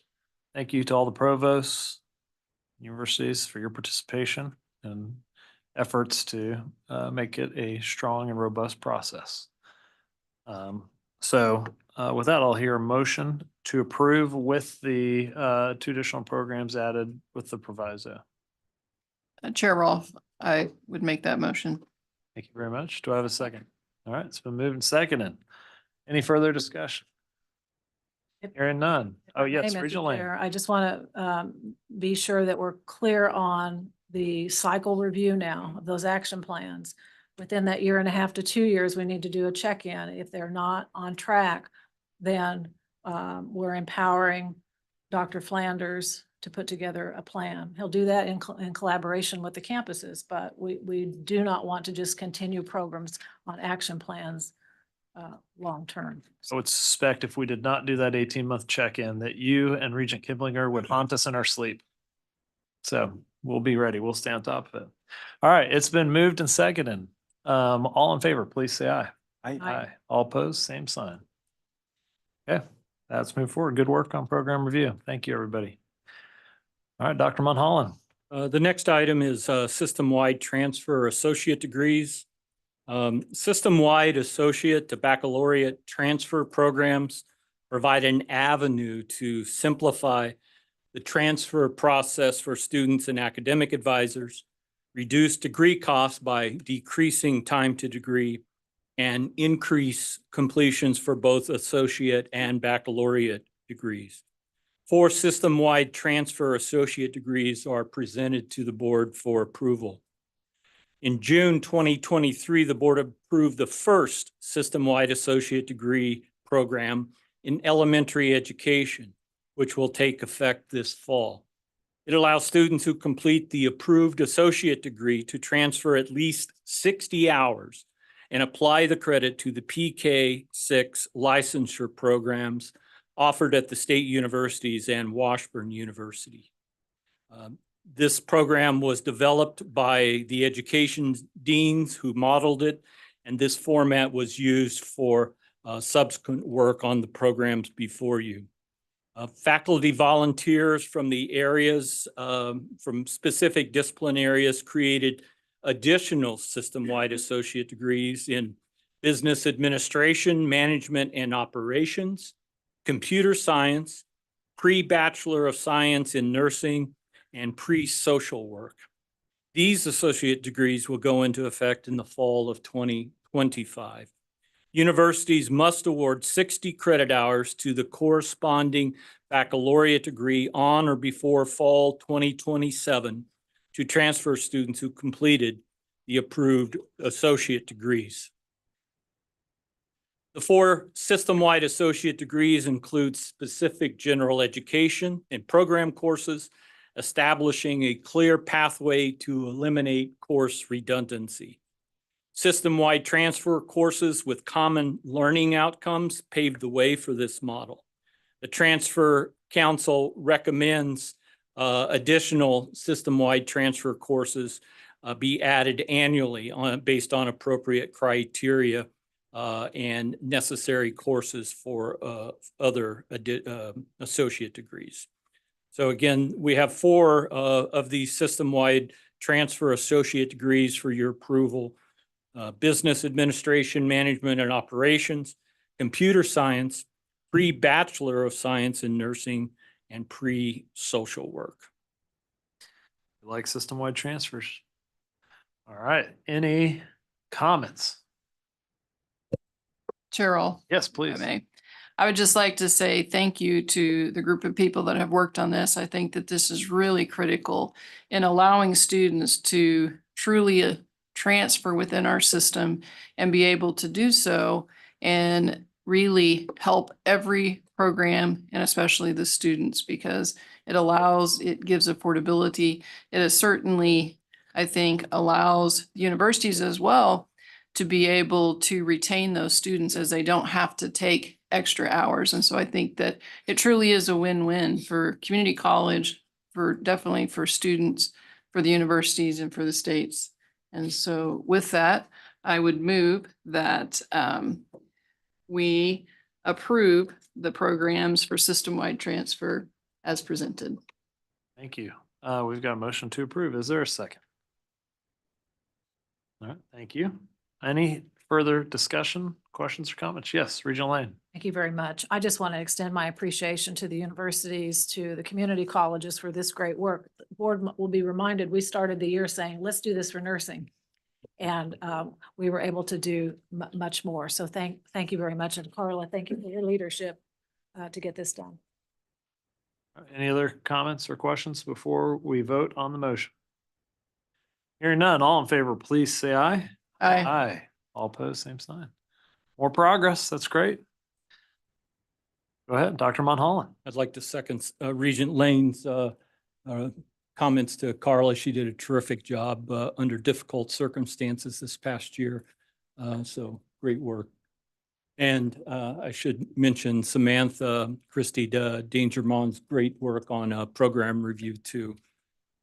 I just jumped in the middle of this and they carried me to the finish line. So next up is a report on the reverse transfer work group. Rico, do you have that? As part of its goals for academic year 2024, the board asked staff to monitor and optimize reverse program transfer strategies to ensure students acquire credentials that they have earned. As I'm sure everyone's aware, reverse transfer facilitates the transfer of credits earned at a state university back to a state community college for students who transferred without completing the requirements for an associate degree. This allows students to fulfill remaining requirements at the community college and be awarded an associate degree by that institution. The Board of Regents first approved reverse transfer agreements 10 years ago in 2014. The presidents and chancellors of all state universities, community colleges, and technical colleges in May 2014 signed the system-wide reverse transfer agreement, which took effect the following fall. The System Council of Presidents and the System Council of Chief Academic Officers developed system-wide reverse transfer procedures,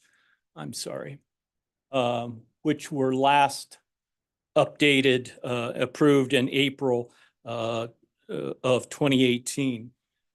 Here you see the overview of the process for reverse transfer. Eligible students are identified and informed.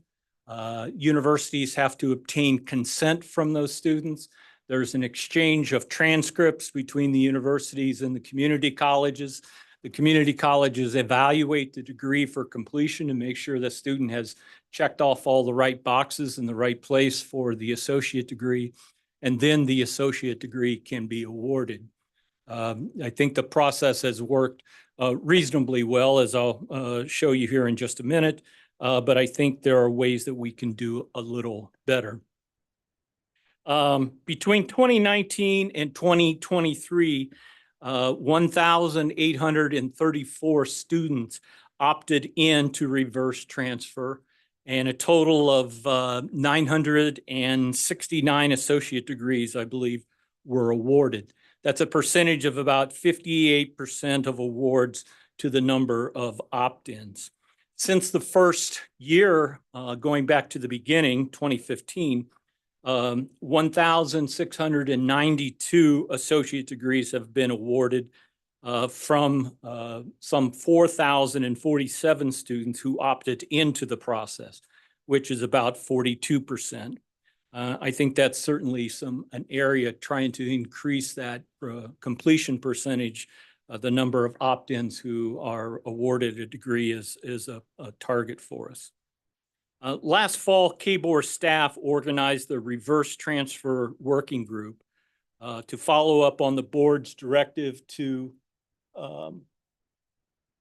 monitor and optimize reverse transfer and help students acquire credentials that they have earned. The group met in October of 2023 and again in June of 2024. Most importantly, the working group is reviewing our reverse transfer procedures with an eye on updating those processes and procedures. The group also discussed possible solutions to several recurrent concerns about transfer. One is, I'm not sure this is the right word, but the discrepancy in KBOR policy in the number of credit hours to participate in reverse transfer. Students have to opt in to participate in reverse transfer, and there have been questions about what constitutes an appropriate means to opt in and remain in compliance with the Federal Education and Privacy Act, or FERPA. Some have even advocated for an opt-out process to increase participation in reverse transfer, although it's not clear if that would comply with FERPA. There's been some discussion about encouraging full participation of all Kansas institutions in the National Student Clearinghouse free data exchange service. The idea is that this would help facilitate and smooth the transfer of the exchange of transcripts back and forth between universities and colleges. And then implementation of what the National Student Clearinghouse has identified as best practices in reverse transfer, including the developing formal reverse transfer advisors, providing training, and having better communication to students.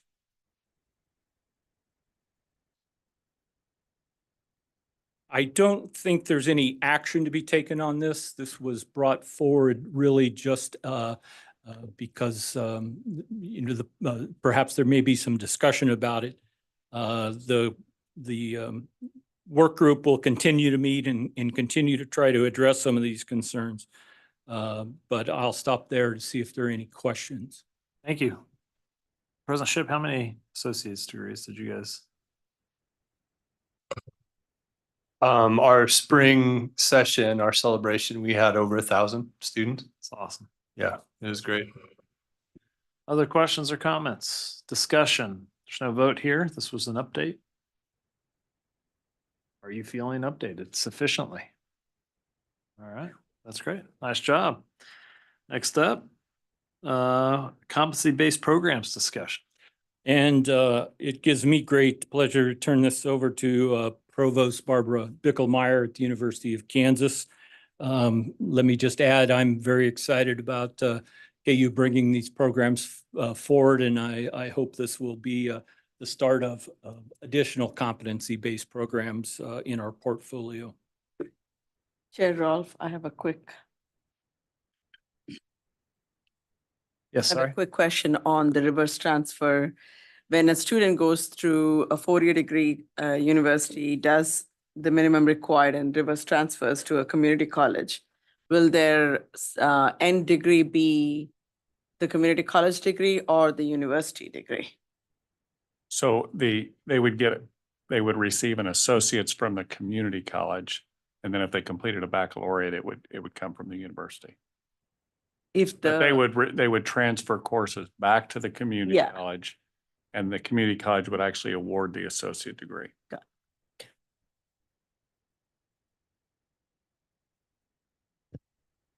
Yeah, they have to, I think there's a hurdle right there of 30 hours. Yeah, yeah. That's Chancellor. my understanding that they still have to take at least 30 hours at the community college, or the community college can't grant a degree. That is correct. That's what our policy says. We have a lot of work to do there to make sure we're in alignment. Yeah.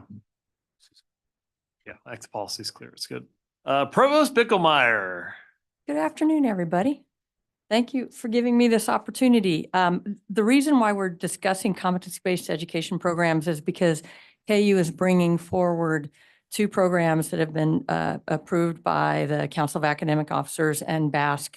And so now they're up to you. And these programs are a Master of Science in Human Organizational Performance Effectiveness, and then a bachelor's degree, Master of Science in Education in Secondary STEM Education.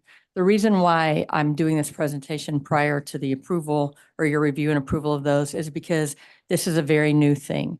This is a very new thing in the state of Kansas. It's a very new thing in the United States, and it's a very relatively new thing in the world.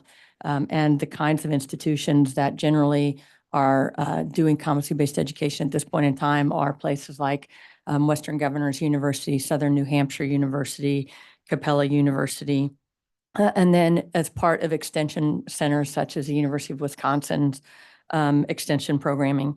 KU is, as we understand it, the first Research One institution in the country that is bringing forward these programs, blending them with our infrastructure and doing the work that we otherwise do. The reason why competency-based education is so unique, and there are some materials for you on page 124 and 125 in your board book, and there is a slide deck, I think, with a couple of slides for me on that's also on page 126.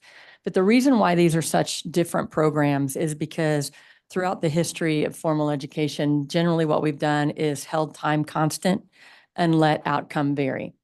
And what I mean by that is we have 15 or 16-week semesters, and then we grade students on a normal curve about how they've done compared to their peers, basically in whatever that degree program is. Competency-based education holds outcome constant and allows time to vary.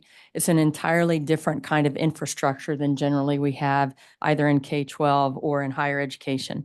So you might be asking, why is it that the University of Kansas thinks that we are uniquely prepared to be able to do this kind of programming? We've been working on this in earnest really since 2021. I'm grateful, very grateful to our chancellor and to our endowment association, which has provided us with several millions of dollars to build an infrastructure that does not exist, because you need an entirely different approach to assessment, capturing competencies and evidence of competencies in portfolios for students. And it's a massive undertaking to shift all that and to build all that. Reasons why KU is uniquely prepared to do that is, number one, we have one of the best special education programs in the country, and special education is built on the idea of mastery-based learning through individual learning plans. We also have people who are sitting behind me, such as Neil Kingston. Wave your hand, Neil. Neil is a distinguished professor in educational psychology. He's got a background working with the educational testing services, working in state level assessment in the state of Kentucky, working in entrepreneurial programs, and he oversees the Achievement and Assessment Institute at the University of Kansas. Through AAI, there are a number of programs, but one of the things that AAI does is run testing for 23 states in the country for K-12 education. And there's a lot of lessons that we've learned from that experience that allow us to have that infrastructure to capture those outcomes and competencies and to be able to articulate them and put them in information systems where we can help students build a portfolio. We also have Diane DeBacker, who you may be familiar with. Diane is the founding director of our Center for Certification and Competency-Based Education. Diane has a background in K-12 public instruction, spent some time in this very building, I believe on this very floor, previously at the K-12 level. And then we have a team of leaders who have been working together for quite some time to again, build this infrastructure. And we've developed a close relationship with an international organization called CBEN, or the Competency-Based Education Network. And that's, they've been partnering with us to go through an 18-month transformation experience. To tell you a little bit about the key features of competency-based education, which is branded at KU as Jayhawk Flex, using the name Flex that is also represented in some other programs in the country that are doing competency-based education. First of all, it's a direct assessment program. And what that means is student learning is measured by the mastery of competencies. And again, not norm-based grading. It's not an A, B, C, D, or how you compare to your peers. It's where you have to reverse engineer the program. You have to be very clear about the competencies and what the evidence is for those competencies. And then you have to take students through assessment experiences where they demonstrate that mastery. Secondly, it's asynchronous learning. It can happen anytime, any place, anywhere. And again, the collection of the artifacts of and the evidence of those competencies are key. Faculty mentor students through those experiences, and there are other kinds of student supports that are provided. Theoretically, when we have the infrastructure at its great peak and with all the robust supports we need, you could literally have a student start this anytime. We are starting this on 16-week cycles right now as we move forward and build our infrastructure out. And we have a pricing model that is called subscription-based tuition pricing. Students can enroll and master as many competencies as they want in that 16-week cycle, or they can choose what's known as part-time, and they can say, I want to master a set amount of competencies, and I'll pay X number of dollars to master that many competencies over that time. We are right now working on studying the pricing of that. One of the reasons why it's important to get approval from the Board of Regents on this at this point in time is we have to then go to the Higher Learning Commission. We also Jen Roberts, who's our Senior Vice Provost for Academic Affairs and our Accreditation Liaison Officer, is also key to this. She's been in conversations with the HLC. We are in conversations with the Department of Education. We are the first institution to do competency-based through HLC accreditation process. That's also mirroring that with our existing infrastructure. We have to get approval from them after we get approval from you so that we then can go to the Department of Education and get credit or get approval from them to offer a student financial aid through the federal government. So this is a journey, and we're carving our teeth, going through a lot of firsts as we make our way through this process. The kinds of roles that faculty play in competence-based education, again, are instructors, developers. Again, we reverse engineer. They set up the outcomes that students need to master, the assessments that need to occur, and then develop the curriculum that students might need to learn from as they demonstrate that mastery, and they provide mentorship to students as they go along. Assessment, as you can tell, is much more a primary activity that happens in these kind of programs, and then the academic advising to support that. When I talk about the fact that we've been engaged in a process over really at this point 3 years in earnest, and the last 9 months working with CBEN to go through, we have 6 different strands or working groups that are assessing our entire infrastructure to adapt it so that we can continue to do the kinds of quality educational programs we currently do, but then to shift into being able to deliver these kinds of outcomes assessments and this kind of programming. We have one group that is known as the Business Processes and Systems Group. That's led by our Vice Provost for Enrollment Management, Nick Stevens. That's looking at how our registrar transcripts materials, how we do financial aid for these kinds of programming, and every other sort of information system and structure that has to have a process behind that. We also have to look at all of our information technology. That's being led by our Vice Provost for IT, Ed Hudson. It means we are having to purchase some new information systems. We are actually having to create portfolio opportunities for our students, and we need to make sure those work with our existing learning management systems and other systems that hold our programming at scale. We have a curriculum development and learning work group that's led by Department Chair in the School of Education, Kelly Feldman. And that is working with faculty to design programming to understand how to reverse engineer and move forward with this kind of programming. We have policy and regulatory compliance, which Jen is leading, which is responsible for making sure that our internal policies are appropriate and address the roles of faculty and the needs of students. And that we map that to HLC and to Department of Education requirements. We have a working group on student journey supports, which is led by Misty Chandler, who's also in our Office of Academic Affairs, making sure that we're providing that concierge kind of support for students to help them navigate the system and the way through. And then we have a leadership group, which is chaired by Neil Kingston, to bring all those things together to make sure they're working in an integrated and seamless fashion. So that's a little bit about what competency-based education is, why it's a heavy lift, why it's a big deal, and why this is a remarkable moment in the history of KU, and I think probably in the history of the state of Kansas and the Board of Regents. We have two programs we're bringing forward today as our first two.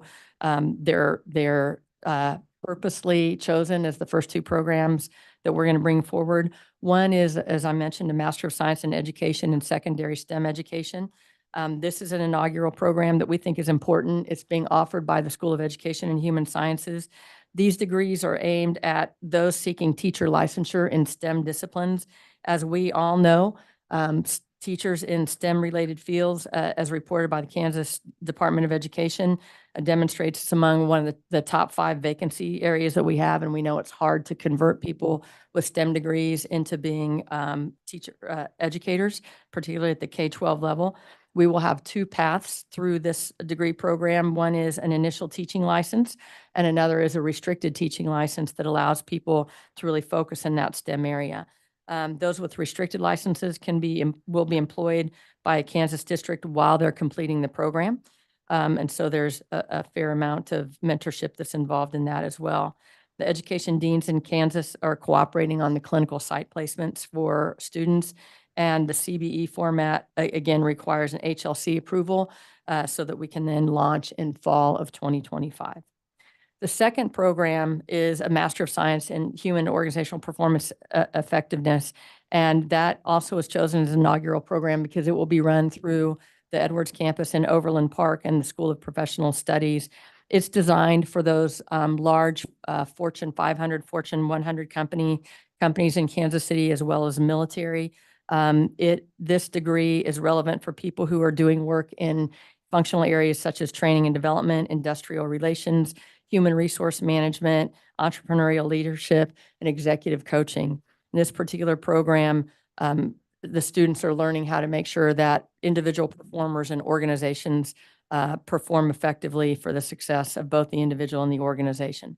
The Kansas Department of Labor and Mid-America Regional Council indicate there's significant job growth in this area, and we will deliver this in 2 formats. One, a traditional course-based program, and secondly, the CBE format. The course-based format will use existing courses, and we have anticipate a launch in spring of 2025 for that. The CBE format requires, again, HLC approval before it moves on to the Department of Education to get our approvals for offering federal financial aid. And we anticipate a fall 2025 launch on that program as well.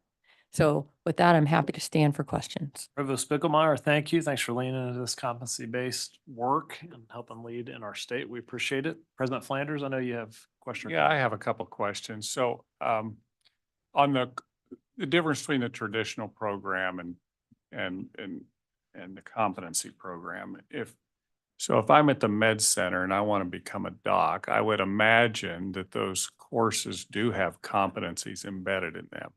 But if I completed those competencies early, I don't get to graduate. I have to wait the time.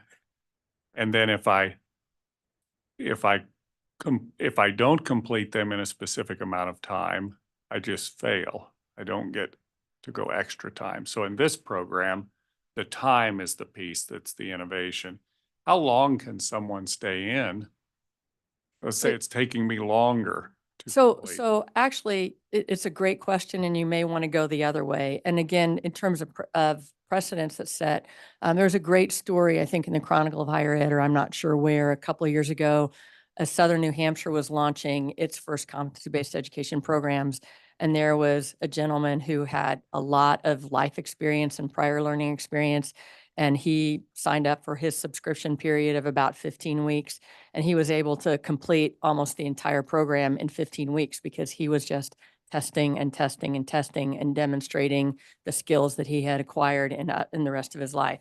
And that, of course, shrinks the cost curve tremendously for students. On the flip side, again, the full-time or part-time, how many competencies, if you subscribe for a period of, as we're going to have that 16 weeks as we initially get started, you can master as many competencies as you possibly want in that period of time. If you don't master some competencies, and I'm going to turn to Diane because now I'm confusing myself a little bit with my answer. There's a mentorship aspect to that program, and then there's feedback that you receive about your pace and how to best gear you through that. So, Diane, do you want to say anything more about that? Yeah, you're exactly right. You can attempt a competency as times as you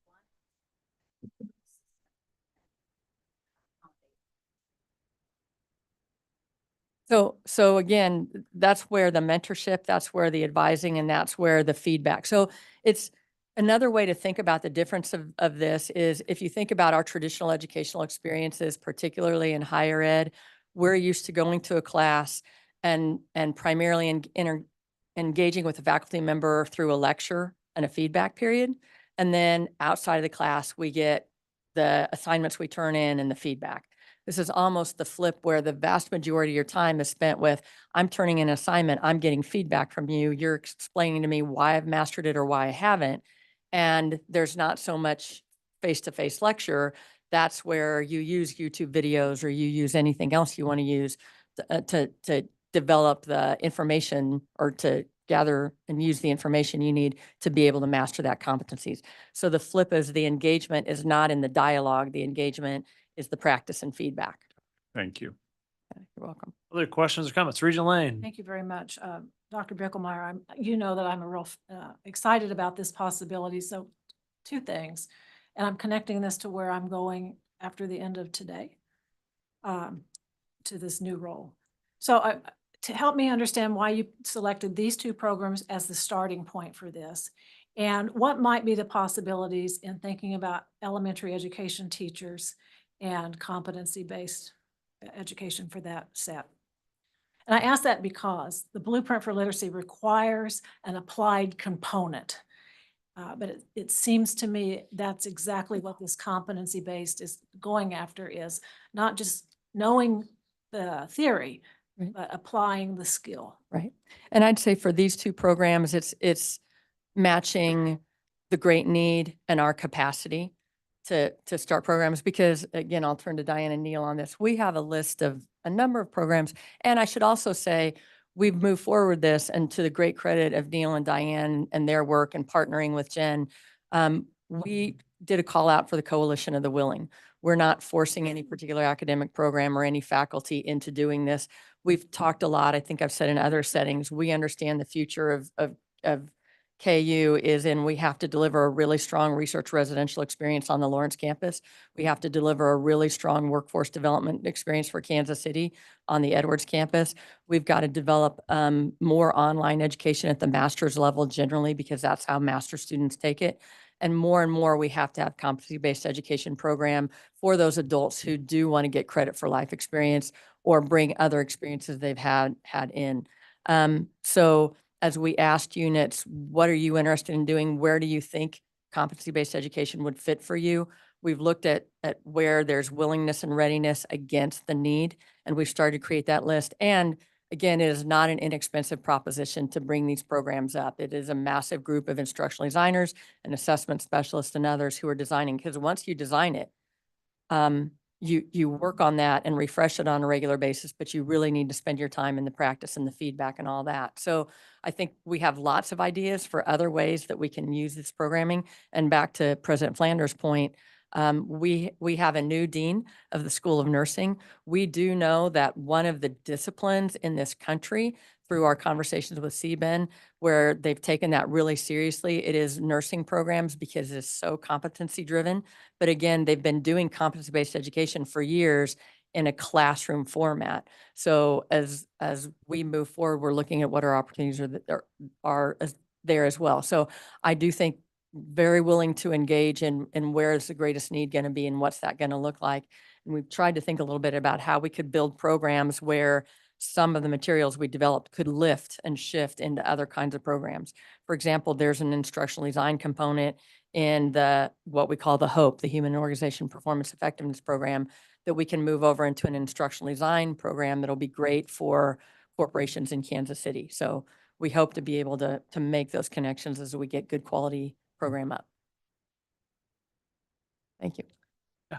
Chair Rolfe, I want to say too that this is very exciting and I think timely, especially when we talk about STEM and the lack of educators that we have across the nation and in Kansas as well. I think giving credit for prior learning and applied learning, it saves everybody time and money. And with that, I'm curious, you may not know the answer to this. What do you think the cost for this student comparison? Because I know it's very costly for the university to get this up and running because it is a really heavy lift. What do you think the cost comparison is if they're allowed to get this master's through much of this competency-based education versus a more traditional pathway? I'm assuming it would be quite a savings, especially if we're speaking time is always money. So there's been research and there are articles that have been written about that, and there's theory and there's practice, and it's so relatively new that there's not a great pool of data to inform. And again, to President Flanders' pretty prescient point there, you can go a lot faster, but you could actually go slower. And so some of that goes to who are the target audiences for these kinds of programs. And I will continue to say that for a typical 18-year-old who needs life experience and who needs a network and needs to have some solid education, this isn't probably the program for them. For military vets, it's a great deal. And as we know, I spent a fair amount of time on Fort Leavenworth campus speaking to their leadership. Fort Leavenworth has programs that are also accredited by the Higher Learning Commission, and yet vets come out of Fort Leavenworth and on a point-by-point basis, why will you only give me 3 credit hours and you'll give me 9 credit hours? And to formalize something like that's important. So I'll just say we don't know exactly an average or even the variation of what the bending of the cost curve can be, but I would say it's more life experience and more other kinds of education you've had, the more likely you're going to be able to really save, most importantly, not only money, but time, because you can get out there and get a job a lot quicker and be contributing. So we'll see, but those are the kinds of things. I should note that on the beginning of the document that's on page 124, you'll see the opportunity is how can KU harness its research expertise to revolutionize higher ed by making it more accessible and affordable without sacrificing quality and integrity. The other reason I'm grateful that this is an AAI and that Neil's taken the leadership on this is because we're also working with CBEN to create a competency-based education journal and to have research activities around this so we can see the meaningful input of this and tell that story, because that is some place we think we're going to be strength. And I think that's actually why CBEN's interested in partnering with us, because they see that as a research institution, we can help them document the stories that need to be told. thank you. So thank you for asking the question.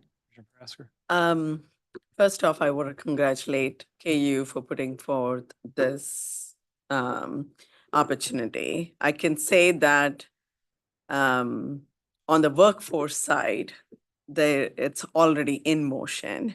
Department of Labor is already looking at certifying competency-based experience, by giving apprenticeship certificates. They're already getting into the education space. So what we are doing in education is bringing education up to what they are already doing on the other side of the coin. Does that make sense? Yes. Do you agree on that? I agree with that. I'd say really what it is, I think a lot about what this is like the International Monetary Exchange or the place where you go and you cash in your British pounds for American dollars. Because again, all of higher ed and K-12 education throughout history of formal education has been built on credit hours and time-based programming.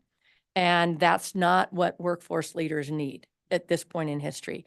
But we've never had the capacity, the kinds of infrastructure, and really most importantly, the deep information systems to allow us to capture this data. And that's why I really do want to be clear. And again, thank the Chancellor and the Endowment Association. We have spent multiple millions of dollars to start to put together the information systems we need and build the capacity to do this kind of work. So it's a matchmaking between what workforce needs and the way that K-16 education has always been designed. And that is a massive gulf between credit hours and normalized grading on an A through F scale and competencies and information systems to capture that. And that's been no easy work. Other questions or comments? Okay, that was great discussion, and with all the positive, oh, did someone else have something? Regent Winter. Thank you. Barbara, in 10 years, what percentage of students will be using this methodology? I cannot predict that future, but I can say, and it's a lot like online education. I really want to be clear. Online and 10 and 11 years ago, I was sitting in front of another board in another state having this very same conversation that online education was going to be the silver bullet that fixed all of education. And we talked about who's the target audience. Online is really, really good for graduate programs where people have already demonstrated they are able to be successful with their undergrad. And the place for this, and you'll see again, we're starting with some masters and we're starting with places where people can bring prior experiences and more informal experiences that have to do with workforce development. And you're correct that Aspen Institute is all over this. The Department of Labor is all over this. The Lumina Foundation's all over this. They have been for some time. These really are about workforce development where you can say a job needs this skill and competency set, and you can articulate good assessments to do that. So I think you're going to see these go to places where, and again, as President Flanders already said, places where the competency set is really clear and it can be measured very accurately. I think it'll evolve over time to see how that plays into things that as AI becomes more preeminent in our lives, we're going to need a lot more soft skills. Soft skills are not so easily monitored and measured by these kinds of programs. We're actually planning on working on that a little bit with CBEN about how that works. So I'd say it starts with workforce development. It starts with people who have other experiences in informal ways and who want some credit and opportunity to test out and see if it'll work. So it's just really prior learning assessment kind of on steroids. Well, it sounds like this could be, the answer to my question could be as low as 5 or 10%, but it would be a very important 5 or 10% of Be a new 5 or 10%. I think it'd that's be, not in higher ed. well, there's a great article in the Chronicle of Higher Education recently. There was the cover story about how you can't bring people back who started college and dropped out of college with the same kind of programs that they dropped out from. And that's significant numbers in the hundreds of thousands of adults. So I think I would say it's more than 5 or 10%. I don't think I would have asked the Chancellor and the Endowment Association to invest as much as we've invested if it was that number, but it's going to be a journey and it's going to be over time. But I'll also signal to you, if you look at the numbers since COVID, where the greatest growth has been in higher education institutions, it's in Western Governors University, Southern New Hampshire University, Capella University, and in Wisconsin's extension centers, all the programs that are doing this kind of programming. Thank you. It's exciting stuff. Thank you. A lot of it incremental. Yes, President Muma. I just also want to point out that this is already going on in our system. So WSU Tech has approval from the Higher Learning Commission to provide competency-based education. So, and there might be some other two-year institutions who have that approval as well. So it's just not, this is two graduate examples, graduate level education examples, but in some ways it makes more sense even to have it at the very entry level as well, like WSU Tech and other two-year schools. I don't know. I was gonna ask Provost Bickelmeyer, but if you look at the last year, how would you rate our competency? Did we pass the competency test on Regents? Regents. Don't answer that. I'm just kidding. I'm just kidding. Don't answer that. Don't need that answer. Yeah. Sorry. Okay. So with all the positive comments, I'm not sure how the approval process is going to go on these two, but let's give it a try. So let's start with the MS and Human Organizational Performance Effectiveness, also known as Hope Flex. Is that the right way to say that? All right. Okay. So I'd like to hear if there's a motion to approve this program. Mr. Chair, I'd like to make a motion that we approve the Masters in Human and Organizational Performance Effectiveness. All right. Do I hear a second? Okay. Any further discussion? Hearing none, all in favor, please say aye. Aye. Right. That's great. And now let's move on to the MS and Secondary STEM. Do I hear a motion to approve that program? So move. It's been moved. Do I hear a second? Second. It's been moved second. Any further discussion? All in favor, please say aye. Aye. Great job explaining it to us. Thank you. You passed your competency test. Yes. All right. I can't make that joke enough right now, I don't think. Okay. Actually crossed it 2 jokes ago. All right. All right. You guys only got like 5 more items where you got to put up with this kind of stuff from me, so you're okay. All right, into governance. Gage Rolfe, if you'll come on up and we'll talk about the amendments to the board's building naming policy. All right, thank you, Mr. Chair. This item, board staff proposed 2 changes to the board's existing building naming policy. The first change is aimed at clarifying when naming of a minor component will require board approval. The clearest example of a minor component is just a room within a building. The change we're proposing would say that board approval for naming of a minor component would be required only if the name is a proper noun name and that name will be displayed outdoors. So in any other cases where a minor component is going to be named, the board's approval will not be necessary. The second change we're proposing is adding existing university employees to the list of individuals for whom a building may not be named. Currently, the policy already prohibits buildings from being named for university presidents, sitting elected officials, sitting board members, and we think that change is consistent with the policy as it already exists. The governance committee received a first reading of these changes in May and this morning approved them to move forward to the full board for your approval or consideration. Thank you, Councilor Rolfe. Questions? Comments? Hear none. Are all in favor of changing this policy? Sorry, I need a motion in a second. Let me. Okay, I have a question. Yes. Can we handle this with one motion or we need to? Feels like you're putting them together, which is fine with me. I don't know. Legally, are we able to change both policies with one vote? Sure. Okay, let's move on to the second on the academic unit. He covered it. Oh, he did both of them? Sorry.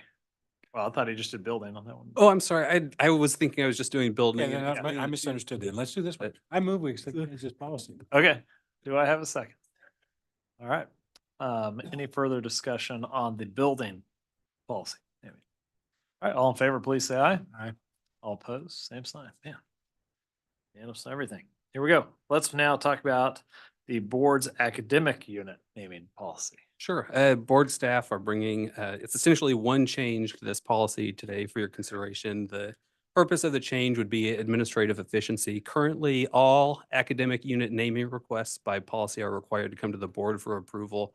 What we suggest is creating a process where unless the name that's being removed or given to an academic unit is the name of an individual or a business, a naming request can be approved by the board president and CEO. So that essentially the same as last policy, unless it's a proper noun type of name, it's a little bit different because I suppose you could call it after a thing that's not covered by that list. But anyway, an individual or a business name comes to the board, everything else, the board president would have authority to approve those changes. You used the example of, for changing it from meteorology to weather, that's fine for President Slanders, but if it's meteorology to the Doug Gerard meteorology, Right.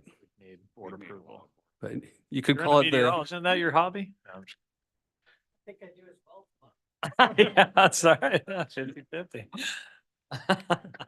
Okay, thank you. Any questions on this one? Also straightforward. Do I hear a motion to approve? Moved. Do I hear a second? All in favor, please say aye. Aye. All opposed, same sign. Okay. You're there. Well done, Gage. Thank you. President Hush. Naming requests. Thank you, Chair and Regents. Segueing into to Gage's earlier comments, per K-Board policy, we've submitted to you 3 naming opportunities. These continue to flow through our fundraising efforts and I think both of our organizations' emphasis on space optimization and upgrading facilities. The first one is has to do with our new Nursing and Wellness Center. It's a student learning commons named after Brenda Hughes Blanchard, Student Learning Commons. Second is a facility, our ESU baseball field at our Trustler Sports Complex, to be named Turnbull Field. Lastly, in our student center space in our Memorial Union Intercultural Center, it's named Schramm and Wright Interfaith Chapel.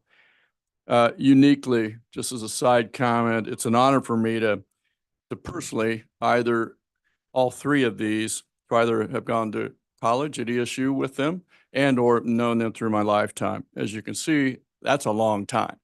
So my age. So as a result, would appreciate your approval and or questions. Questions or comments for President Hush? All right. Do I hear a motion to approve? So moved. Do I hear a second? Second. What has been moved and seconded? All in favor, please say aye. Aye. Aye. All opposed, same sign. Well done. Thank you very much. Yeah. All right, next up, John Urey, General Counsel, appointment members to the Program Review Committee. Thank you, Chair, members of the board. The appointments I have for you, I have 3. The next 3 items start on page 153 for your consideration. First is appointing a member to the EPSCoR Review Committee. I always messed this up. EPSCoR is the experimental program to stimulate competitive research, which is a federal program that encourages university partnerships with industry. It's designed to stimulate sustainable science and technology infrastructure improvements in states that historically have had or received disproportionately low per capita average federal research investment. So it's a 7-member committee, 5 voting members, 2 ex officio members. It was established in 2011. There's currently 1 vacancy on that, and it is recommended that Dr. Ram Gupta, PhD, who's a professor of chemistry and associate vice president for research and support at Pittsburgh State University, be appointed to serve. All right, he's got a wonderful reputation. So, any questions or comments on that? Do I hear a motion to approve? Do I hear a second? All right, so seconded. All in favor, please say aye. Aye. All opposed, same sign. You're 1 for 1 so far. Thank you. Next, act on an appointment for the Literacy Advisory Committee. So the bill this year that establishes the Kansas Blueprint for Literacy also establishes a Literacy Advisory Committee.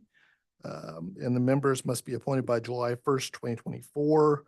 Of the committee's 15 voting members, 1 of those must be a Board of Regents member appointed by the board.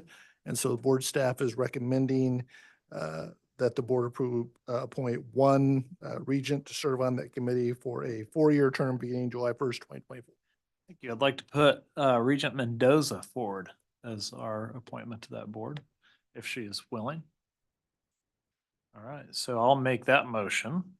Is there a second? I'll second. All right, it's been moved to second. Is there any further discussion? First meeting Tuesday.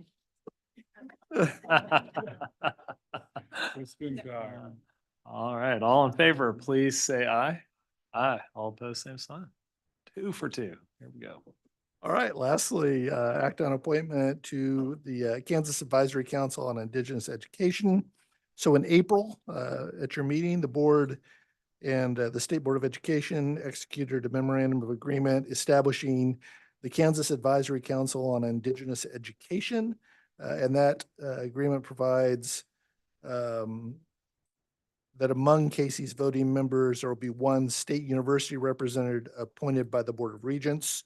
So board staff recommends that the board appoint Melissa Peterson from the University of Kansas to serve on Casey in that capacity. Ms. Peterson is KU's Director of Native American Initiatives, Director of KU's HawkLink, and is the Co-Executive Director of KU's Multicultural Scholars Program. Do I hear a motion to approve that recommendation? Here a second. Second. All right, it's been moved and seconded. Any further conversation or discussion? Hearing none. All in favor, please say aye. Aye. Opposed, same sign. Passes. Well done, John Yuri. Okay, as you'll remember, we moved vote on CEO, the vote for CEO compensation to after our executive session. So at this point, I'd entertain a motion from Regent Ice to move into executive session. Thank you for setting that up, Mr. Chair. I move that the Board of Regents recess into executive session to discuss personnel matters of non-elected personnel. The subject of this executive session is regular annual university CEO evaluations, and the purpose is to protect the privacy of the individual board employees involved. This session will begin at 3:20 and shall last approximately 30 minutes. Last approximately 1 hour, and shall include the following persons who are either members of the body who will aid in the discussion, members of the Board of Regents, President CEO Flanders, Chancellor Gerard, President Linton. The open meeting of the board shall resume in the Kathy Rep Conference Room at 4:20. Actually, it probably should resume in here, if not extended. Because we'll need to take that compensation vote in here. We can do that. Yeah, I think we'll return here for the last vote. I think that'd be better. Okay, so I'll second the motion with my one change. All in favor, please say aye. All opposed, same sign. Okay, see you in there at 3:20. Huh?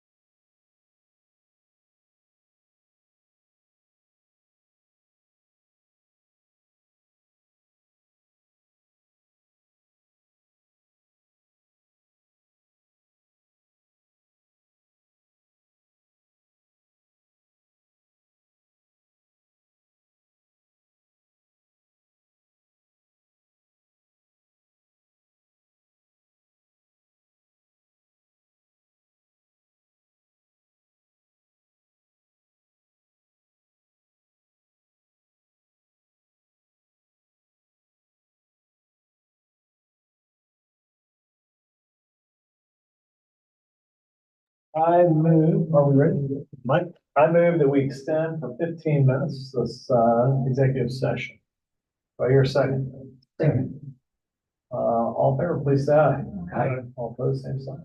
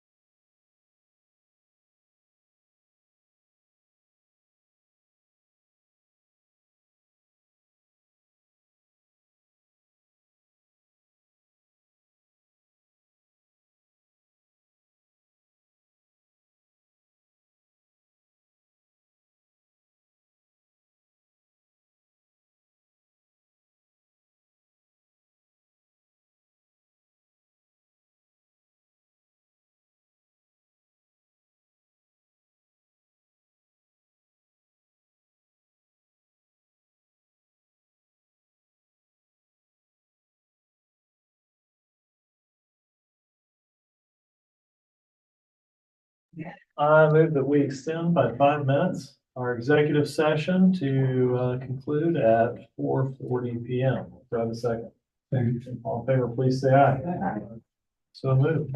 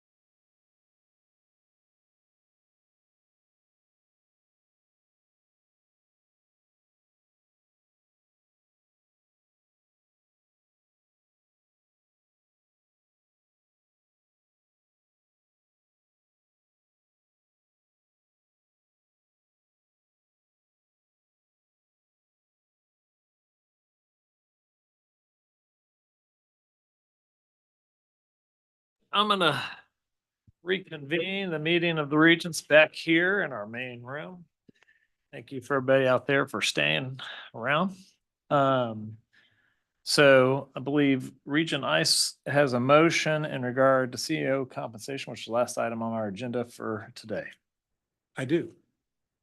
I move that the board adopt the following increases in the current base salary of the university CEOs and the board president and CEO. Board President and CEO Flanders, 5%, Chancellor Gerard, 6%,